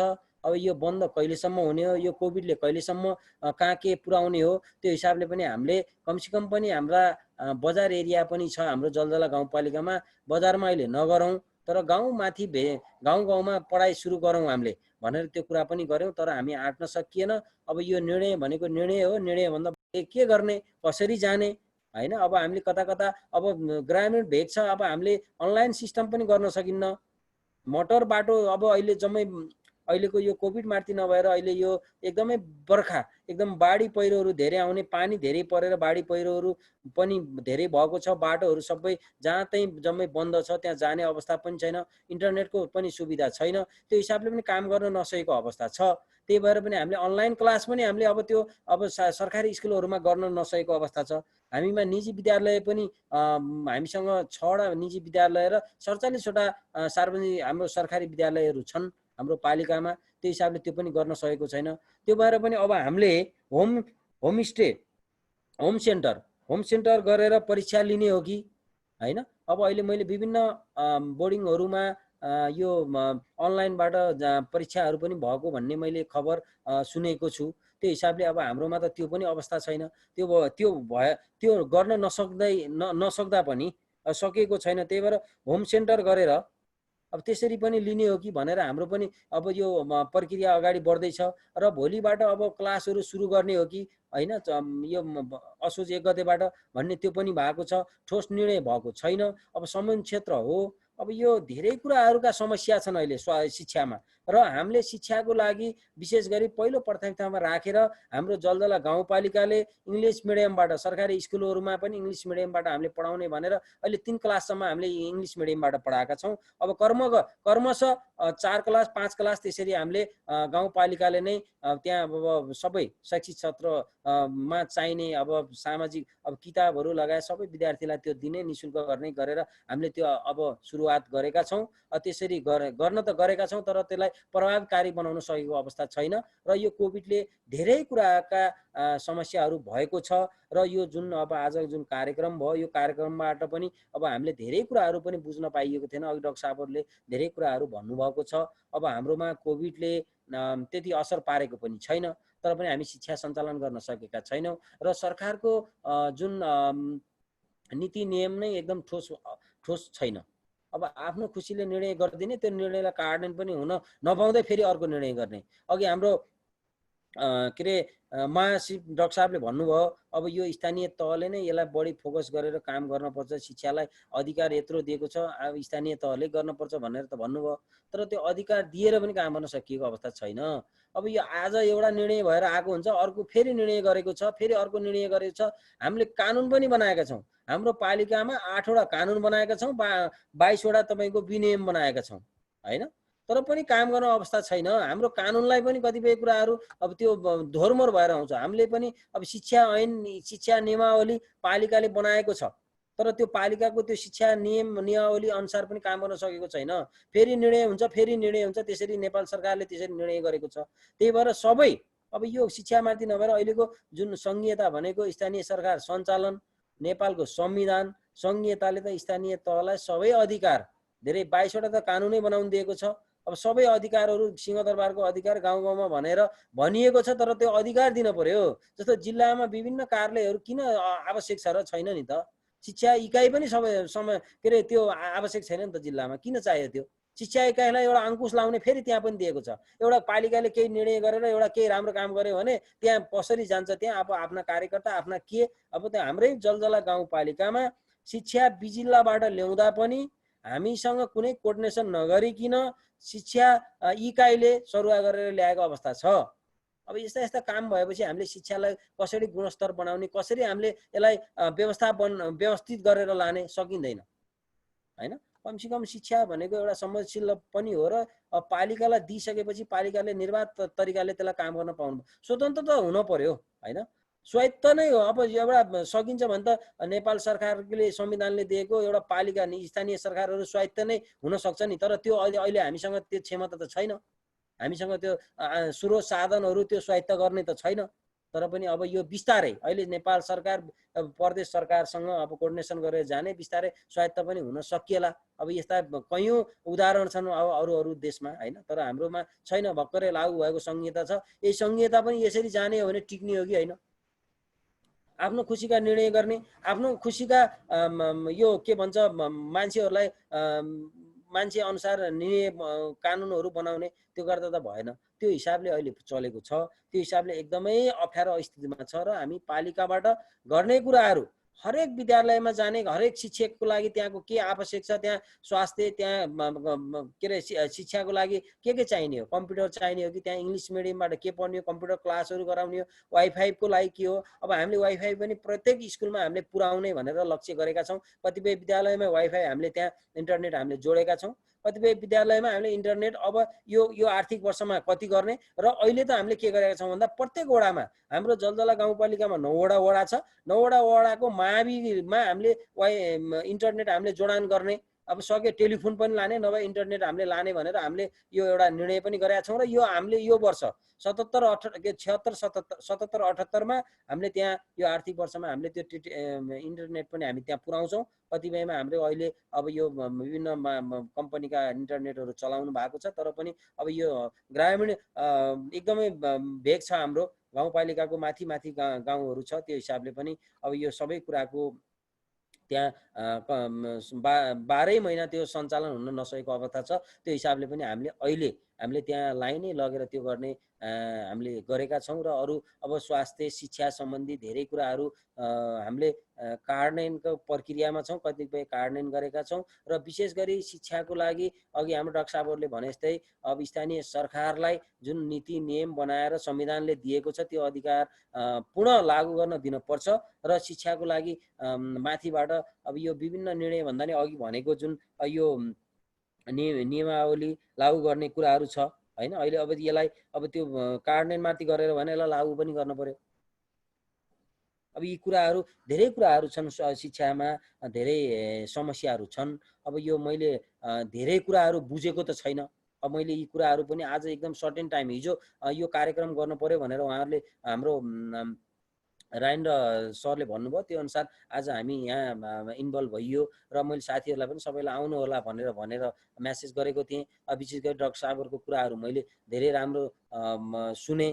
अब यसलाई हामीले कसरी अगाडि बढाउनको लागि के गर्नुपर्छ हजुरहरूले त्यहाँबाट भूमिका गरिदिनु पर्यो। हामी पालिकाले त शिक्षा नै एकदम पहिलो प्राथमिकतामा राखेर हामीले अघि बढाएका छौँ। अब यसलाई कहाँ के गर्ने, अब यो भौतिक पूर्वाधारहरू पनि कति विद्यालयमा नपुगेर हामीले त्यहाँ भौतिक पूर्वाधार पनि अहिले हामीले यो भूकम्प पुनर्निर्माणबाट पनि मागेर हाम्रो जलजला गाउँपालिकामा झन्डै अहिले 3 वर्षमा 30-35वटा भवन पनि बन्दैछन्। र अरू अब इन्टरनेटका कुराहरू भए, अब अरू शिक्षामा चाहिने आवश्यक सामग्रीहरू हामी त्यो पनि हामीले पुर्याएका छौँ। र अब यो अब निर्माण यो के भन्छ अब बाटोघाटोहरू अलि अप्ठ्यारो छ, अब त्यसको लागि पनि हामी अब एकदम पहल गरेका छौँ। र अब विशेष गरी अब हाम्रो शिक्षाका गुरुवर्गहरू विद्यालयका टिचरहरूले पनि अलिकति यसलाई गुणस्तर बनाउनलाई के गर्नुपर्छ, जसरी हामीले पालिकाले माथि भनेर पनि भएन, उहाँहरूको पनि एकदम कर्तव्य हो। अब यसमा यो व्यवस्थापन समिति अभिभावकले पनि त्यति नै भूमिका निभाउनु पर्छ। अब विशेष गरी के छ भन्दा अब यो सरकारी स्कुल भनिसकेपछि त्यसलाई अलिकति व्यवस्थापन नगरेको कि त्यति आफ्नो यो अब त्यही कुरा हजुरको बोर्डिङ स्कुलहरूमा निजी विद्यालयहरूले त्यही एउटा नर्मली तलब खाएर नर्मली गरेर पनि त्यति एउटा गुणस्तर बनाएको छ। र हामीले अहिले विद्यालयलाई नै नेपाल सरकारले केही नै नगरेको भन्ने त छैन। अब एउटा विद्यार्थी बराबर मन्थली अब 10-15 हजारको रेसियोमा पनि लगानी गरेको हामीले डाटा हेर्दा देखिन्छ। तर अब त्यो डाटा अनुसार त्यो गुणस्तर नभएको अवस्था छ। अब विद्यालयहरू त छन्, अब टिचरहरू पनि एउटा विद्यालयमा कतिपयमा कम विद्यार्थी 12 जना छ भने टिचर 7-8 जना पनि छ।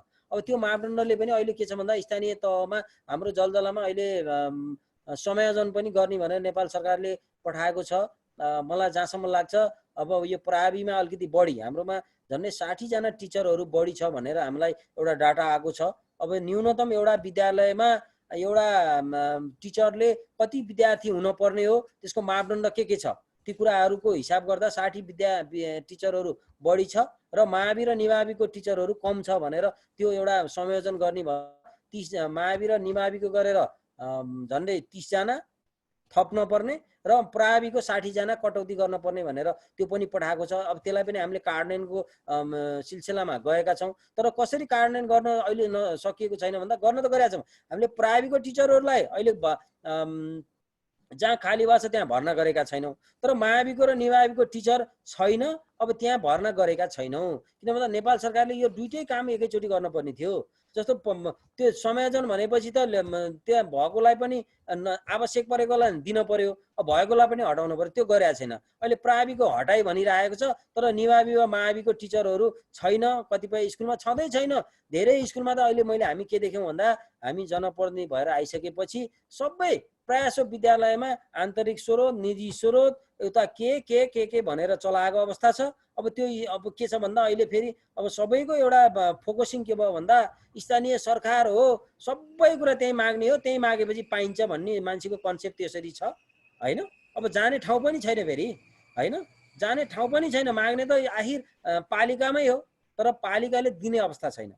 सबै कुरा सानो, अब यो शिक्षाको माथि कुरा नरौँ, स्वास्थ्यको हरेक कुराहरू सबै कुराहरू माग्न आउने, तर दिने हामीसँग अब जति बजेट बढेर आउनु पर्ने झन् घटेर आएको अवस्था छ। अब यो संहिता कसरी लाग्ने हो, कसरी कार्यान्वयन भएर लाने हो, कसरी कार्यान्वयन गर्ने हो यो सरकारहरूले हैन। अब यो के भन्छ अनावश्यकका सरकारहरू, प्रदेश सरकारहरू, अब साँच्चै भन्दा पर्दा त अब हामीलाई त अहिले अब यो भन्दा अप्ठ्यारो होला, तर प्रदेश सरकार चाहिएको पनि देखिएन कि अहिले हैन। अब जिल्लाका यी समन्वय भूमिका निभाउनेहरू कार्यालय चाहिएकै छैनन् हैन। अब पालिका एकदम राम्रो कन्सेप्ट छ, यो राम्रो छ। स्थानीय सरकार जनतासँग प्रत्यक्ष भेट्ने, जनतासँग प्रत्यक्ष जनताले चाहेका कुराहरू, मागेका कुराहरू, अप्ठ्यारा दुखी सबै कुराहरू त्यहाँ गएर भन्न पाएका छन्। कतिपय हामीले त्यसलाई कार्यान्वयन गर्न सकिया छ, सहयोग गर्न सकिया छ, कतिपय गर्न सकिया छैन, कमसेकम थाहा भएको छ। त्यो हिसाबले पनि यो अवस्था छ। र अहिले विशेष गरी अब यो पालिकामा शिक्षा सम्बन्धी अब यो ऐन कानुनहरू कतिपय राम्रा भएर आएका छन्, त्यसलाई कार्यान्वयन भएका छैनन्, कतिपय नराम्रा छन्, त्यसलाई सच्याउन पर्ने छ। अब यी कुराहरू धेरै आवत कुराहरू छन् र आजको जुन यो कार्यक्रम एकदम राम्रो पनि छ। यो कार्यक्रम का संयोजक यो एनसी नेपाल र शिक्षा चौतारी पर्वतले गरेको यो कार्यक्रम यो एकदम राम्रो महत्त्वपूर्ण कार्यक्रम हो। यसमा मैले पनि केही कुराहरू सिक्न पाएँ, भन्न पाएँ र यसमा प्रमुख वक्ताहरू अब काठमाडौँ विश्वविद्यालयका डाक्टर साहब उद्धव प्याकुरेल, आदरणीय उद्धव प्याकुरेलज्यू र यो पूर्व सचिव, नेपाल सरकारका पूर्व सचिव आदरणीय महाशिष शर्माज्यू लगायत यहाँ सम्पूर्ण अब यहाँ उपस्थितिलाई मैले यो मेरा कुराहरू यी नै कुराहरू राख्दै म बिदा हुन्छु। धन्यवाद, नमस्कार। धन्यवाद आदरणीय अध्यक्षज्यूलाई, धेरै धेरै धन्यवाद दिन चाहन्छु।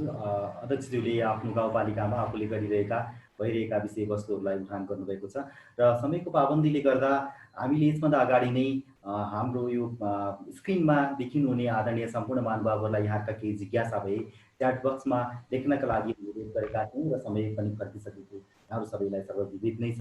यसो भन्दै म कार्यक्रमलाई अगाडि बढाउने अनुमति चाहन्छु र च्याट बक्समा एउटा मात्रै प्राप्त भएको छ, शिक्षकलाई हेर्ने दृष्टिकोण परिवर्तन हुनुपर्छ, तब मात्र प्रगति देख्न सकिन्छ भनेर जिज्ञासा राख्नु भएको छ र यही जिज्ञासासँग समेटिएर अबको पालोमा 3 मिनेटका लागि 3 मिनेटमा आफ्नो भनाइहरू अघि भन्दै पनि रोकिनुपर्ने अवस्था पनि भयो होला। 3 मिनेटमा आफ्नो भनाइ राख्नका लागि म काठमाडौँ युनिभर्सिटीका आदरणीय डाक्टर साहब डाक्टर उद्धवराज प्याकुरेलज्यूलाई 3 मिनेटको समय दिएको जानकारी गराउन चाहन्छु। डाक्टर साहबको म्युट छ। डाक्टर साहब एके सरले मेरोमा नामको बीचमा राज पनि थपिदिनु हो, म राज चाहिँ होइन। सरी, क्षमा चाहन्छु।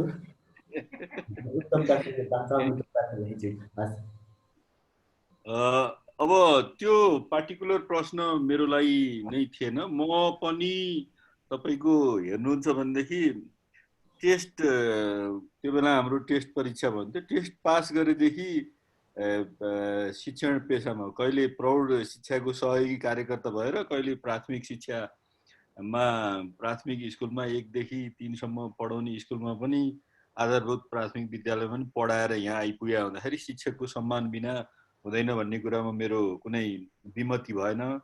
अब 2-3टा कुराहरू जस्तो अब हाम्रो पूर्व सचिवज्यू र पालिका अध्यक्षज्यूको कुरा सुनिसकेपछि अरू सर म्याडमहरूको चाहिँ धेरै कुरा नआइरहँदाखेरि एउटा चाहिँ सञ्चालकलाई एउटा अनुरोध आज यो काठमाडौँमा अलि बहसमा अगाडि बढिरहेको, तर पेरिफेरीमा कतिको उ छ, सबै 4 जना प्यानलिस्ट हुँदाखेरि पनि सबै पुरुषहरू भए, महिलाको प्रतिनिधित्व भएन भन्ने एउटा कमेन्ट छ। त्यसलाई चाहिँ पछि यसो यहाँहरूले चाहिँ एड्रेस गरेर जानुपर्ने हुन्छ होला। आज पनि महिला खोज्नु भएको थियो होला, अथवा कहिलेकाहीँ खोजेर नपाउनु भयो भने नि अझ बढी खोजेर चाहिँ त्यसलाई गरिदिनु पर्ला। काठमाडौँमा यो एकदम अहिले हट टपिक पनि हो र महिला मात्रै होइन, अरू पनि समावेशी राज्यको कुरा गर्दै गर्दाखेरि फोरमहरू पनि समावेशी हुनुपर्छ भन्ने एउटा माग छ। त्यसलाई यहाँहरूले एड्रेस गर्नुहुनेछ भन्ने आशा गरेको छु।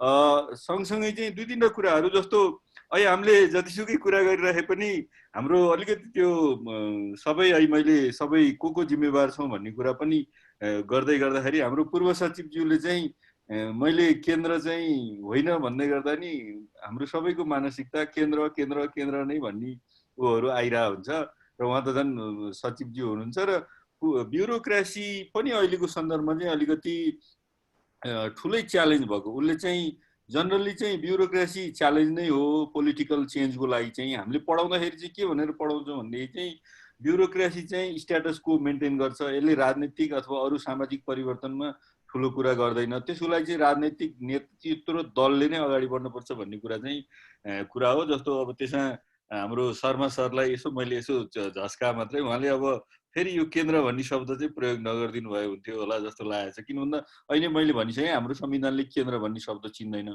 अब पालिकामा जाँदाखेरि चाहिँ 2-3टा कुराहरू, पालिकाको अब युवा साथी हुनुहुन्छ पालिका लिड गरिरहनु भएको, अब तैपनि कतिपय पर्सपेक्टिभमा त्यही अहिले मैले भने जस्तै म एउटा काठमाडौँ बसेर ओपिनियन दिने अथवा लेख्ने बोल्ने मान्छेमा पनि समस्या छ। मैले पनि त्यही प्रकारले समाचारहरू आफ्ना कुराहरू सम्प्रेषण गरिरहेको कारणले पनि हुनसक्छ। जस्तो 2-3टा कुराहरू चाहिँ अझै हेर्नुपर्ने जस्तो मलाई लाग्यो। पालिका प्रमुखज्यूले चाहिँ के भनिरहनु भएको छ भनेदेखि उहाँले धेरै कुरा एग्री गर्नु भएको छ होइन, उहाँकोमा कोरोना प्रभावित छैन, उहाँलाई दिन चाहेको के अरे यदि स्वायत्तता दिएको भए उहाँले बेग्लै चलाउनुहुन्थ्यो, उहाँको त्यो जोस जाँगरलाई सम्मान गर्दै गर्दा। तर 2-3टा कुरा त्यहाँ धेरै शिक्षक साथीहरू पनि हुनुहुन्छ, त्यही भएर मैले अलिकति विषय उठान गर्न खोजेको थिएँ। उहाँले के भन्नुभयो भने 2 कक्षादेखि नै अङ्ग्रेजी पढाउन थालेको छु, त्यसलाई हामीले अङ्ग्रेजीलाई त्यति ठुलो महत्त्व दिँदैमा हाम्रो राम्रो जनशक्ति उत्पादन हुँदैन होला है। यो अङ्ग्रेजी शिक्षाको सन्दर्भमा शिक्षक प्रतिनिधिहरू र विज्ञहरूकै के धारणा छ भनेदेखि, जस्तो यहाँ तपाईँ मध्ये धेरैजना चाहिँ 4 कक्षाबाट अङ्ग्रेजी सुरु गरे, म पनि 4 कक्षाबाट अङ्ग्रेजी सुरु गरेँ। मेरो अङ्ग्रेजी अहिले त्यति नराम्रो छैन, तर नेपालीमा राम्रो भएको कारणले मैले अङ्ग्रेजीमा पनि त्यत्तिकै राम्रो दखल गर्न थाल्छु। र कतिपय वेस्टर्न कन्ट्रीहरूले अहिले के भन्न थालेका छन् भने कमसेकम 5 कक्षासम्म नभए पनि 3 कक्षा 4 कक्षा हाम्रो पुरानै जुन मेथड थियो त्यो बेलासम्म चाहिँ आफ्नै मातृभाषामा चाहिँ एजुकेसन दिनुपर्छ, त्यसपछि मात्रै अरू उसले चाहिँ बाइलिङ्गुअल मल्टिलिङ्गुअल कुराहरू चाहिँ गर्दाखेरि ऊ चाहिँ सजिलो हुन्छ भन्ने छ। तर तैपनि अब हाम्रो मेन्टालिटी काठमाडौँले नै र हामी जस्तिकै मान्छेहरूले चाहिँ एउटा के मेन्टालिटी गाउँघरसम्म पुर्याइदिएका छौँ भनेदेखि सुरुदेखि नै अङ्ग्रेजी बोल्न सक्ने, अङ्ग्रेजी पढ्ने मान्छे चाहिँ स्मार्ट हुन्छ, राम्रो हुन्छ, त्यसले चाहिँ प्रगति गर्छ भन्ने प्रकारको भावना भएको कारणले गाउँ गाउँमा पनि बोर्डिङ स्कुलहरू खोल्ने, त्यहाँ चाहिँ अङ्ग्रेजीका नाममा टाई र एउटा ब्याग भिराएर पठाएपछि फी पनि बढी लिन पाइने जुन संस्कार पछिल्लो चरणमा विकास भयो, त्यसबाट चाहिँ मलाई लाग्छ जलजलाका प्रमुख लगायत अरू शिक्षक साथीहरूले नि त्यो भ्रमबाट चाहिँ अलिकति मुक्त हुनुपर्छ। भाषा ठुलो कुरो होइन, भाषा सकेसम्म आमाले बोल्ने भाषामा बेसिक शिक्षाहरू चाहिँ दिन सकियो भने त्यो चाहिँ राम्रो हुन्छ। जस्तो फिनल्यान्ड अहिलेको सबभन्दा टप वर्ल्डकै सबभन्दा राम्रो एजुकेसन भनिन्छ, त्यहाँ चाहिँ के छ भने तपाईँ 5 कक्षासम्म उसलाई कुनै पनि भाषा सिक्न दिँदैन, खालि फिनिस भाषामा मात्रै उसले पढ्छ, त्यसपछि मात्रै ऊ चाहिँ अरू भाषामा चाहिँ राम्रो गर्न सक्छ। एउटा भाषा राम्रो गरिसकेको मान्छेले चाहिँ अरू भाषामा पनि राम्रो गर्न सक्छ र नगरे पनि के चाहिँ हुन्छ भनेदेखि त्यो उसले कमसेकम ज्ञान भयो त त्यसलाई त ट्रान्सलेट त अर्कोले गर्न सक्छ नि। जस्तो कार्ल मार्क्सको क्यापिटलको कुरा गरौँ अथवा अहिले पनि धेरै पोस्ट मोडर्निस्ट थियोरिस्टहरूको कुरा गरौँ भने उनीहरूले अङ्ग्रेजीमा लेखेको थ्योरी होइन, त्यो विभिन्न आफ्नै भाषामा लेखिएका तर पछि राम्रो भएको कारणले ट्रान्सलेट हुँदै आएको कुरा हो। त्यतातिर पनि ध्यान दिएर चाहिँ अगाडि बढ्नुपर्छ होला जस्तो लाग्यो। अनि अर्को जस्तो हाम्रो मल्ल सरकै कुरा सुन्दाखेरि चाहिँ अलिकति क्लियर हुनुपर्ने अहिलेकै कुरामा चाहिँ हामी सरकार भनेपछि हामीले देखा त सिंहदरबारको सरकार जलजलामा त उहाँकै नेतृत्वमा छ र उहाँ चाहिँ यति उसमा हुनुहुन्छ कि उहाँ परिषदको अध्यक्षता गर्नुहुन्छ, सभामुख पनि हो, कार्यपालिकाको प्रमुख हो, प्रधानमन्त्री पनि हो, धन्न न्यायपालिकाको चाहिँ संयोजन गर्ने अधिकार चाहिँ म्याडमलाई दिएको छ र मात्रै हो। नत्र भनेदेखि उहाँ सर्वोच्चको प्रधान न्यायाधीश सरह पनि मान्छे हो। गाउँपालिका चाहिँ तीनवटै अधिकारको चाहिँ एउटा समुच्च रूप, कार्यपालिका, व्यवस्थापिका र न्यायपालिकाको एउटा रूपको रूपमा काम गर्दै गर्दाखेरि उहाँले सरकार भएको कुरा चाहिँ सबै पालिकाहरूले चाहिँ गरेर चाहिँ अब चाहिँ सङ्घ र प्रदेशलाई होइन कि अधिकार मेरोमा छ, मैले बनाएको ऐन अब म लागू गर्छु भन्नेमा चाहिँ आत्मबल हुनु पर्यो। त्यसमा मलाई थाहा छ जलजलामा पनि अरू धेरै गाउँपालिकामा मैले देखिरहँदाखेरि हाम्रै राजनीतिक दलहरूले ऐन चाहिँ असाध्यै कमजोर बनाइदिएछ। एउटा पालिकालाई पनि के गरिदिएछ भने बजेट बनाउने बेलासम्म चाहिँ उहाँलाई ऊ गरिदिएछ। परिषदले बजेट बनाएको चाहिँ 7 दिनपछि चाहिँ उहाँले चाहिँ अनिवार्य रूपमा चाहिँ त्यहाँको कार्यकारी अधिकृतलाई चाहिँ बजेट कार्यान्वयनको लागि चाहिँ हस्तान्तरण गर्नुपर्छ।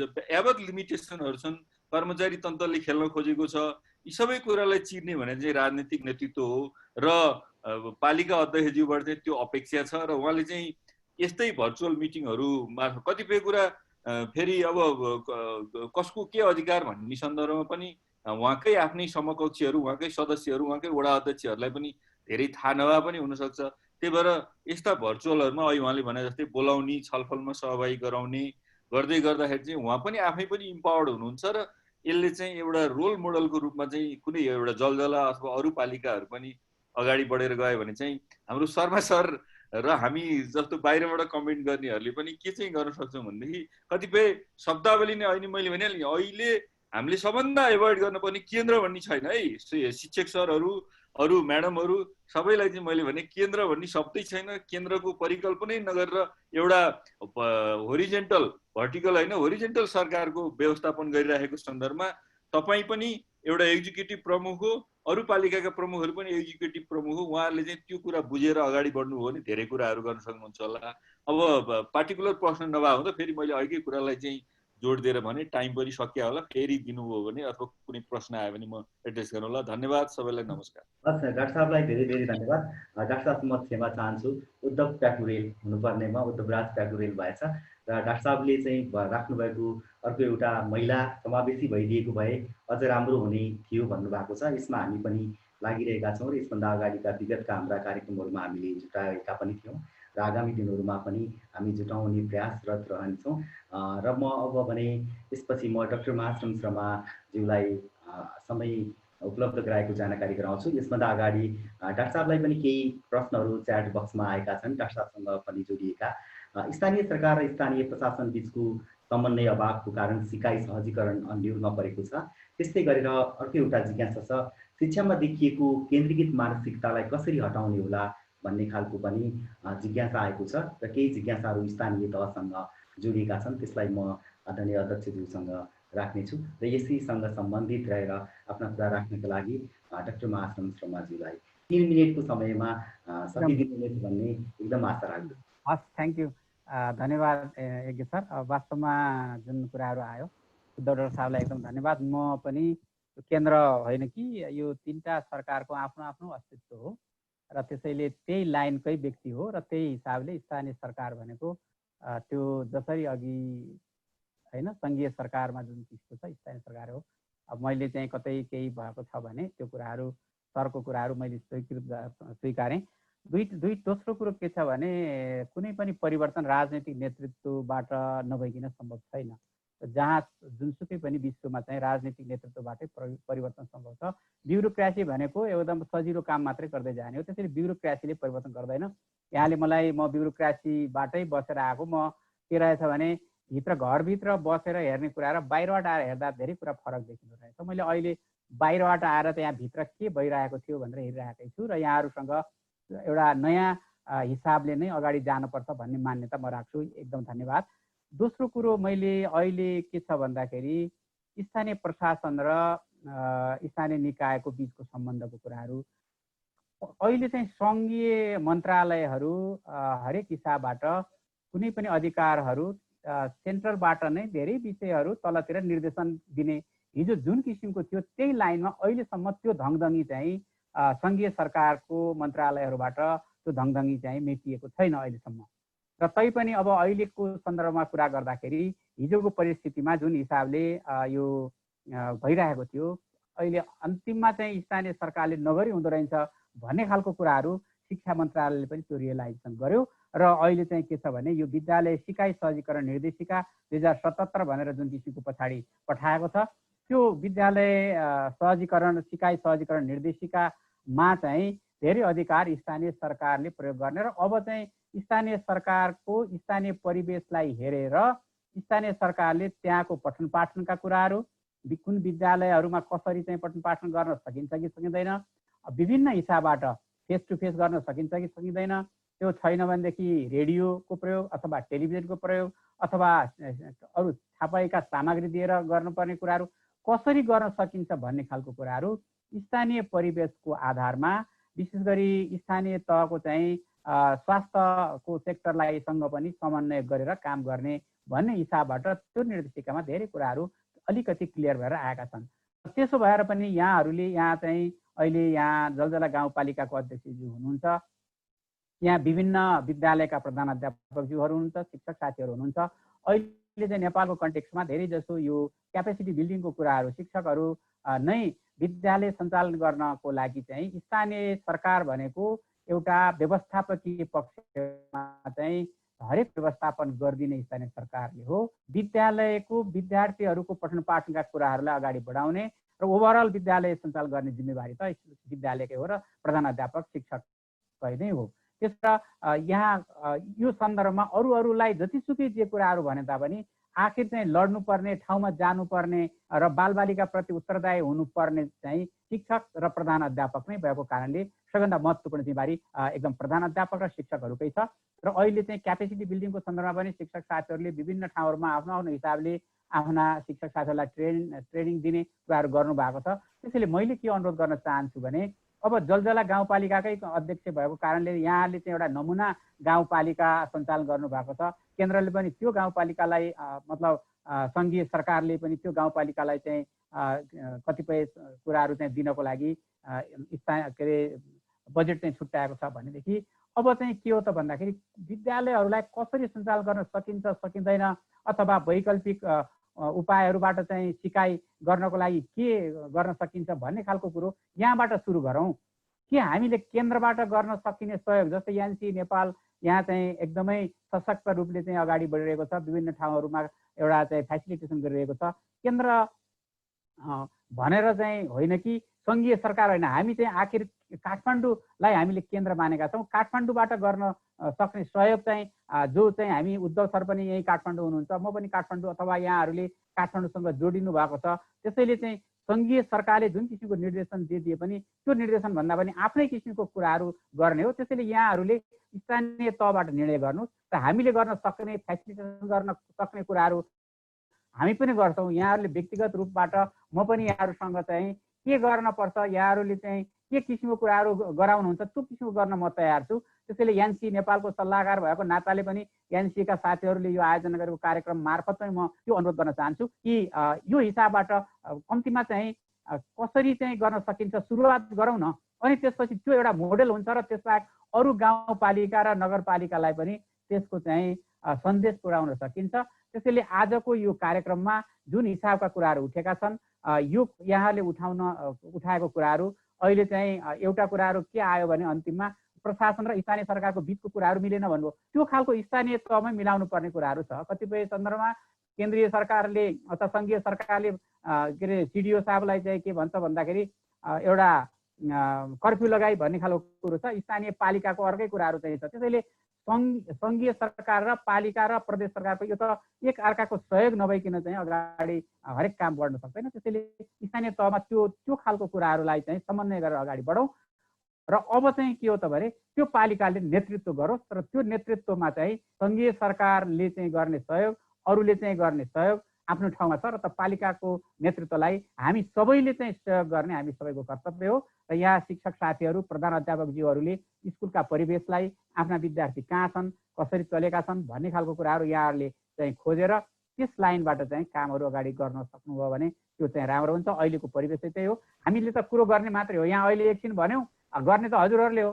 त्यसो भएर पनि चाहिँ यहाँहरूले सबैले यहाँहरूबाटै नै गर्ने कुराहरू भएको हुनाले यहाँहरूले चाहिँ अगाडि नबढिकन हुँदैन, यहाँहरूले बढ्नुहुन्छ र म यही शुभकामना चाहिँ दिन चाहन्छु। र यहाँहरूले कुनै किसिमको सल्लाह सुझाव अथवा चाहिँ यहाँहरूका चाहिँ अप्ठ्याराहरू केही कुराहरूमा सँगसँगै कुराहरू गर्नको लागि अथवा यहाँहरूसँग सँगै रहेको कुराहरू पनि म चाहिँ एकदम मेरो प्रतिबद्धता व्यक्त गर्न चाहन्छु र अहिलेलाई यति कुराहरू भनेर यहाँहरूसँग बिदा हुन्छु। हस्, धन्यवाद। धेरै धेरै धन्यवाद आदरणीय डाक्टर साहबलाई। र हामीले केही जिज्ञासाहरू प्रत्यक्ष रूपमा राख्न पनि खोज्नु भएको थियो आदरणीय सरहरूले। हामीसँग समय अभावका कारणले समय उपलब्ध गराउन नसकेको प्रति म हार्दिक क्षमा प्रार्थी पनि छु। र केही जिज्ञासाहरू स्थानीय सरकारसँग जोडिएका जिज्ञासाहरू पनि हामीलाई प्राप्त भएका छन् र केही सुझावहरू पनि हाम्रो च्याट बक्समा आइरहेका छन् र यी सबै सुझावहरूलाई हामी ग्रहण गर्न पनि चाहन्छौँ र यहाँहरूले च्याट बक्स पनि देखिरहनु भएको छ। विशेष गरेर स्थानीय सरकार र स्थानीय प्रशासन बीच समन्वयको अभावको कारण सिकाइ सहजीकरण अन्यलमा परेको छ भन्ने खालको जिज्ञासा पनि छ। आदरणीय अध्यक्षज्यूले यसलाई सम्बोधन गर्नुहुनेछ। त्यस्तै गरेर विद्यालय खोल्नुपर्छ भन्ने खालको जिज्ञासा पनि आइरहेको छ। त्यस्तै गरेर अर्को एउटा जिज्ञासा रहेको छ, अब विद्यालय खोल्नु आवश्यक छ भन्ने खालको जिज्ञासा पनि आइरहेको छ र यिनी विषयवस्तुहरूभित्र केन्द्रित रहेर र आफ्ना केही कुराहरू राख्नका लागि अबको समय म जलजला गाउँपालिकाका अध्यक्ष आदरणीय एम बहादुर मल्लज्यूलाई हस्तान्तरण गर्न चाहन्छु। र हामी अहिले सहारा टिभी युट्युब च्यानलबाट प्रत्यक्ष र फेसबुकबाट प्रत्यक्ष रूपमा हामी जोडिरहेका छौँ भन्दै अध्यक्षज्यूलाई चाहिँ अबको समय 3 मिनेटभित्र आफ्नो भनाइहरू राख्नका लागि म हार्दिक अनुरोध गर्दछु। अध्यक्षज्यूको म्युट छ। अध्यक्षज्यू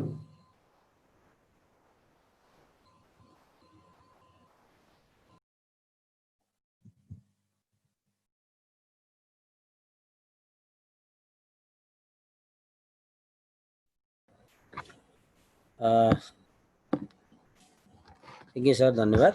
अब यो विद्यालय खोल्नुपर्छ भन्ने कुराहरू यो वास्तविक कुरा, सान्दर्भिक कुरा हो। अब हामी विद्यालय खोल्नुपर्छ। अब यसरी अब यो एउटा यो कोभिड को विषयले लिएर अब कोभिड एकदमै प्रभावित पनि यसले बनाएको छ। तर पनि अब हामीले यसलाई निरीक्षण गर्ने कुराहरू, नियन्त्रण गर्ने कुराहरू हामीले गरेका पनि छौँ। अब हाम्रोमा अब समुदायमा त कसैलाई त्यस्तो भएको पनि छैन। अब हाम्रोमा केही कति 5-6 जनालाई कोरोना पोजिटिभ देखियो। अब त्यो बाहिरबाट आएको, इन्डियाबाट आएको उहाँहरूलाई देखिएको थियो। अब हाम्रो अहिले पर्वत जिल्लामा बाहिरबाट आउनेलाई हामीले जिल्लामै ल्याएर राखेर त्यहीँ क्वारेन्टाइनमा राख्ने, आइसोलेसनमा राख्ने। अब त्यो चेकअप गरेर बिरामी देखियो भने आइसोलेसनमा राखेर त्यहीँबाट ट्रिटमेन्ट गरेका छौँ। अब हाम्रो सामुदायिकमा त्यस्तो पनि छैन। अब डाइरेक्ट आएर उता गाउँमा जाने त्यो अवस्था पनि छैन। हामीले त्यसलाई पनि अब रोकेका छौँ। त्यो हिसाबले पनि हामीले पहिल्यै खोल्नु पर्थ्यो। अब हामी खोल्नुपर्छ। अब विद्यार्थीका अघि पनि हामीले धेरै कुराहरू राख्यौँ। विद्यार्थीहरू, बच्चाहरू पढ्न भुल्ने, शिक्षकले पढाउन भुल्ने अवस्था पनि आइसक्यो, लामो समय भयो। र अब हामीले विद्यालय खोल्छौँ। हामी यसको लागि अब यो अलिकति अहिले ग्रामीण भेगहरूमा अब यो बाटोको समस्याहरू, पानी पर्ने, बाढी पहिरोले पनि धेरै असुविधा। अब यसलाई पनि केही अब यो पानी पनि रोकेला भन्दा पनि परेको कुरा छ। तैपनि अब गाउँमा हामीले विद्यालय खोल्नुपर्छ। यो अघि धेरै कुराहरू डाक्टर साहबहरूले भन्नुभयो, उद्धव डाक्टर साहब र मासिम डाक्टर साहबले। अब यसलाई हाम्रो के छ भन्दा अब यसलाई यिनै कुराहरू, समन्वयका कुराहरू जिल्लामा यो एकदम विडम्बना पनि छ कि अब अघि धेरै कुराहरू के छ भन्दा हरेक कुरामा अलिकति के न के आफ्ना के भन्छ अब त्यसलाई अब त्यो जोडिएको अवस्था छ कि अब यो राजनीतिको हो कि के हो कि अब कहीँ राम्रो काम भयो भने त्यसलाई कसरी नराम्रो गराउने भन्ने कुराहरू पनि हामीले अब त्यो जानकारी पाए जस्तो लाग्छ मलाई हैन। अब त्यो हिसाबले पनि अहिले समन्वय नभएको अवस्था छ। अब केही काम गर्न खोज्यो जिल्लाबाट त्यसलाई रोक्ने, अब आफ्नो हिसाबले त्यसलाई फेरि सरुवा गर्ने, रोक्ने, गर्न मिल्दैन भन्ने अब यस्ता कुरा छन्। तर पनि हामी के छ भन्दा अब स्थानीय तहमा स्थानीय सरकारले पाएको अधिकारहरू र यो शिक्षा सम्बन्धी ऐन कानुनहरू पालिकाले पनि बनाएको छ। प्रदेशको के अरे सङ्घीय प्रदेशको त छैन, सङ्घीय शिक्षा ऐन नियमावली अब सबै छ। त्यसलाई हामीले नबाजिनी गरी हामीले पनि ऐन कानुन बनाएका छौँ। त्यो हिसाबले शिक्षालाई हामीले एकदमै अगाडि लान्छौँ, हामी लगेका छौँ। अब यो गाउँ गाउँमा हामी हाम्रो एउटा शिक्षा को के भन्छ संयोजक पनि छ। हाम्रो कार्यपालिकाको अध्यक्ष त्यहाँ शिक्षा संयोजक पनि हुनुहुन्छ। त्यो रोबरमा हामीले शिक्षा व्यवस्थापन समिति पनि बनाएका छौँ। अब यो शिक्षा ऐनलाई लिएर शिक्षा ऐन अनुसारै अब हामीले गाउँ गाउँमा शिक्षा टोल सुधार समिति पनि हामीले अब गराउने। अब शिक्षाको लागि के गर्नुपर्छ, व्यवस्थापन समिति, अभिभावकहरूलाई पनि त्यसलाई एउटा समिति बनाएर त्यहाँ के गर्नुपर्ने हो, अब अभिभावकको पनि त्यहाँ भूमिका अब हुन पर्यो। र विशेष गरी त्यहाँ प्रहर र त्यहाँका शिक्षककै पनि त्यहाँ धेरै भूमिका हुनुपर्छ। त्यो हिसाबले हामीले अगाडि बढाएका छौँ। अब यो समन्वयका कुराहरू जिल्लासँग र अरू सरकारसँग समन्वय नभएकै छ।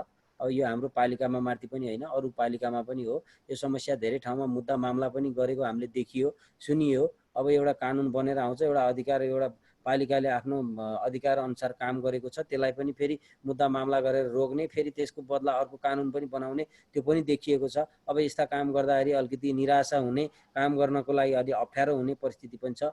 अब यसलाई पनि विशेष गरी अब यो एनसी नेपाल अब यो हजुरहरूले जुन कार्यक्रम गर्नुहुन्छ यसलाई अलिकति फोकस गरेर नेपाल सरकारलाई यसलाई अलिकति घचघचाउनु पर्ने अवस्था देखिएको छ र धेरै कुरामा यो बाजिएको छ। अब यो शिक्षामाथि नभएर पालिकामा त आज पनि हाम्रो एउटा यस्तै मिटिङ थियो यो प्रदेशसँग, अब यो आर्थिक सम्बन्धी अब मिटिङहरू, यो बैठकहरू भइरहेको छ। तर त्यो हिसाबले पनि सबै कुराहरू यहाँ दिने, तर उनीहरूले फेरि आफूले आएर रोक्ने, आफ्नो तरिकाले कानुन बनाउने, आफ्नो तरिकाले आफ्नो मान्छेहरूलाई परिचालन गर्ने, त्यो हिसाबले पनि काम गर्ने धेरै अप्ठ्यारो छ। यो अहिले हरेक ठाउँमा काम गर्न नसकेको अवस्था छ। यो हाम्रो माथि पालिका होइन, सबै पालिकामा यो समस्या छ। शिक्षामा पनि अब शिक्षामा त अलिक कमै हुनपर्ने हो, तर यो जिल्ला समन्वय इकाइ भनेर जुन जिल्लामा राखियो, अब उहाँहरूलाई पनि केही अलिकति भूमिका दिएको छ। त्यो हिसाबले पनि काम गर्दाखेरि अलिकति अप्ठ्यारो भएको छ। अब यो अघि मैले 30वटा भने 30वटा होइन रहेछ, हाम्रो झन्डै 15वटा भवनहरू बनेको छ। अब एकदम जीर्ण अवस्थामा पनि छन् गाउँ गाउँमा। अब यो भवनहरू भन्दा पनि विद्यालयमा शैक्षिक अवस्था पनि एकदम, अब त्यहाँका विद्यार्थी पनि एकदम कम र अब त्यहाँ त्यो शैक्षिक गुणस्तर पनि कम। अब त्यो हिसाबले पनि विगतमा रहेछन्। तर अब अहिले हामीले अब अहिले उद्धव डाक्टर साहबले भन्नुभयो, अब हामीले अब यो इङ्ग्लिस त के भन्दा अब सरकारी स्कुलहरूमा इङ्ग्लिसै मिडियम नभएको भएर पनि हामीले त्यसलाई इङ्ग्लिस मिडियमबाट चलाउनु पर्छ भनेर हो होइन। नत्र भने त अब हाम्रो मातृभाषा नेपाली, अब यसलाई पनि अझ विभिन्न यो स्वास्थ्य, यो के भन्छ भेटनेरी, अब यिनीहरू पनि पढाउने भनेर हामीले त्यो कलेजहरू पनि राख्ने भनेर भनेका छौँ होइन। अब यसरी धेरै कुराहरूका लागि हामीले सुरुवात त गर्न खोजेका छौँ। अब कति गर्न सकिन्छ, कति गर्न सकिन्न, अधिकार पालिकालाई दिएको छ। अब स्रोत साधनले कति हामीले त्यसलाई परिचालन गर्न सकिन्छ। अब विगतको भन्दा यो बजेट पनि कम आएको अवस्था छ हाम्रोमा। अब त्यो हिसाबले पनि अहिले कोभिड पनि छ, कोभिडले गर्दा पनि अप्ठ्यारो छ।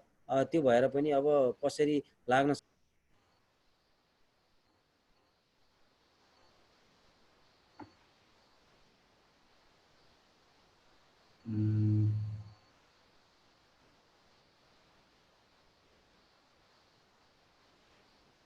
सायद अध्यक्षज्यूको सायद डिस्कनेक्ट भएको जस्तो लाग्यो।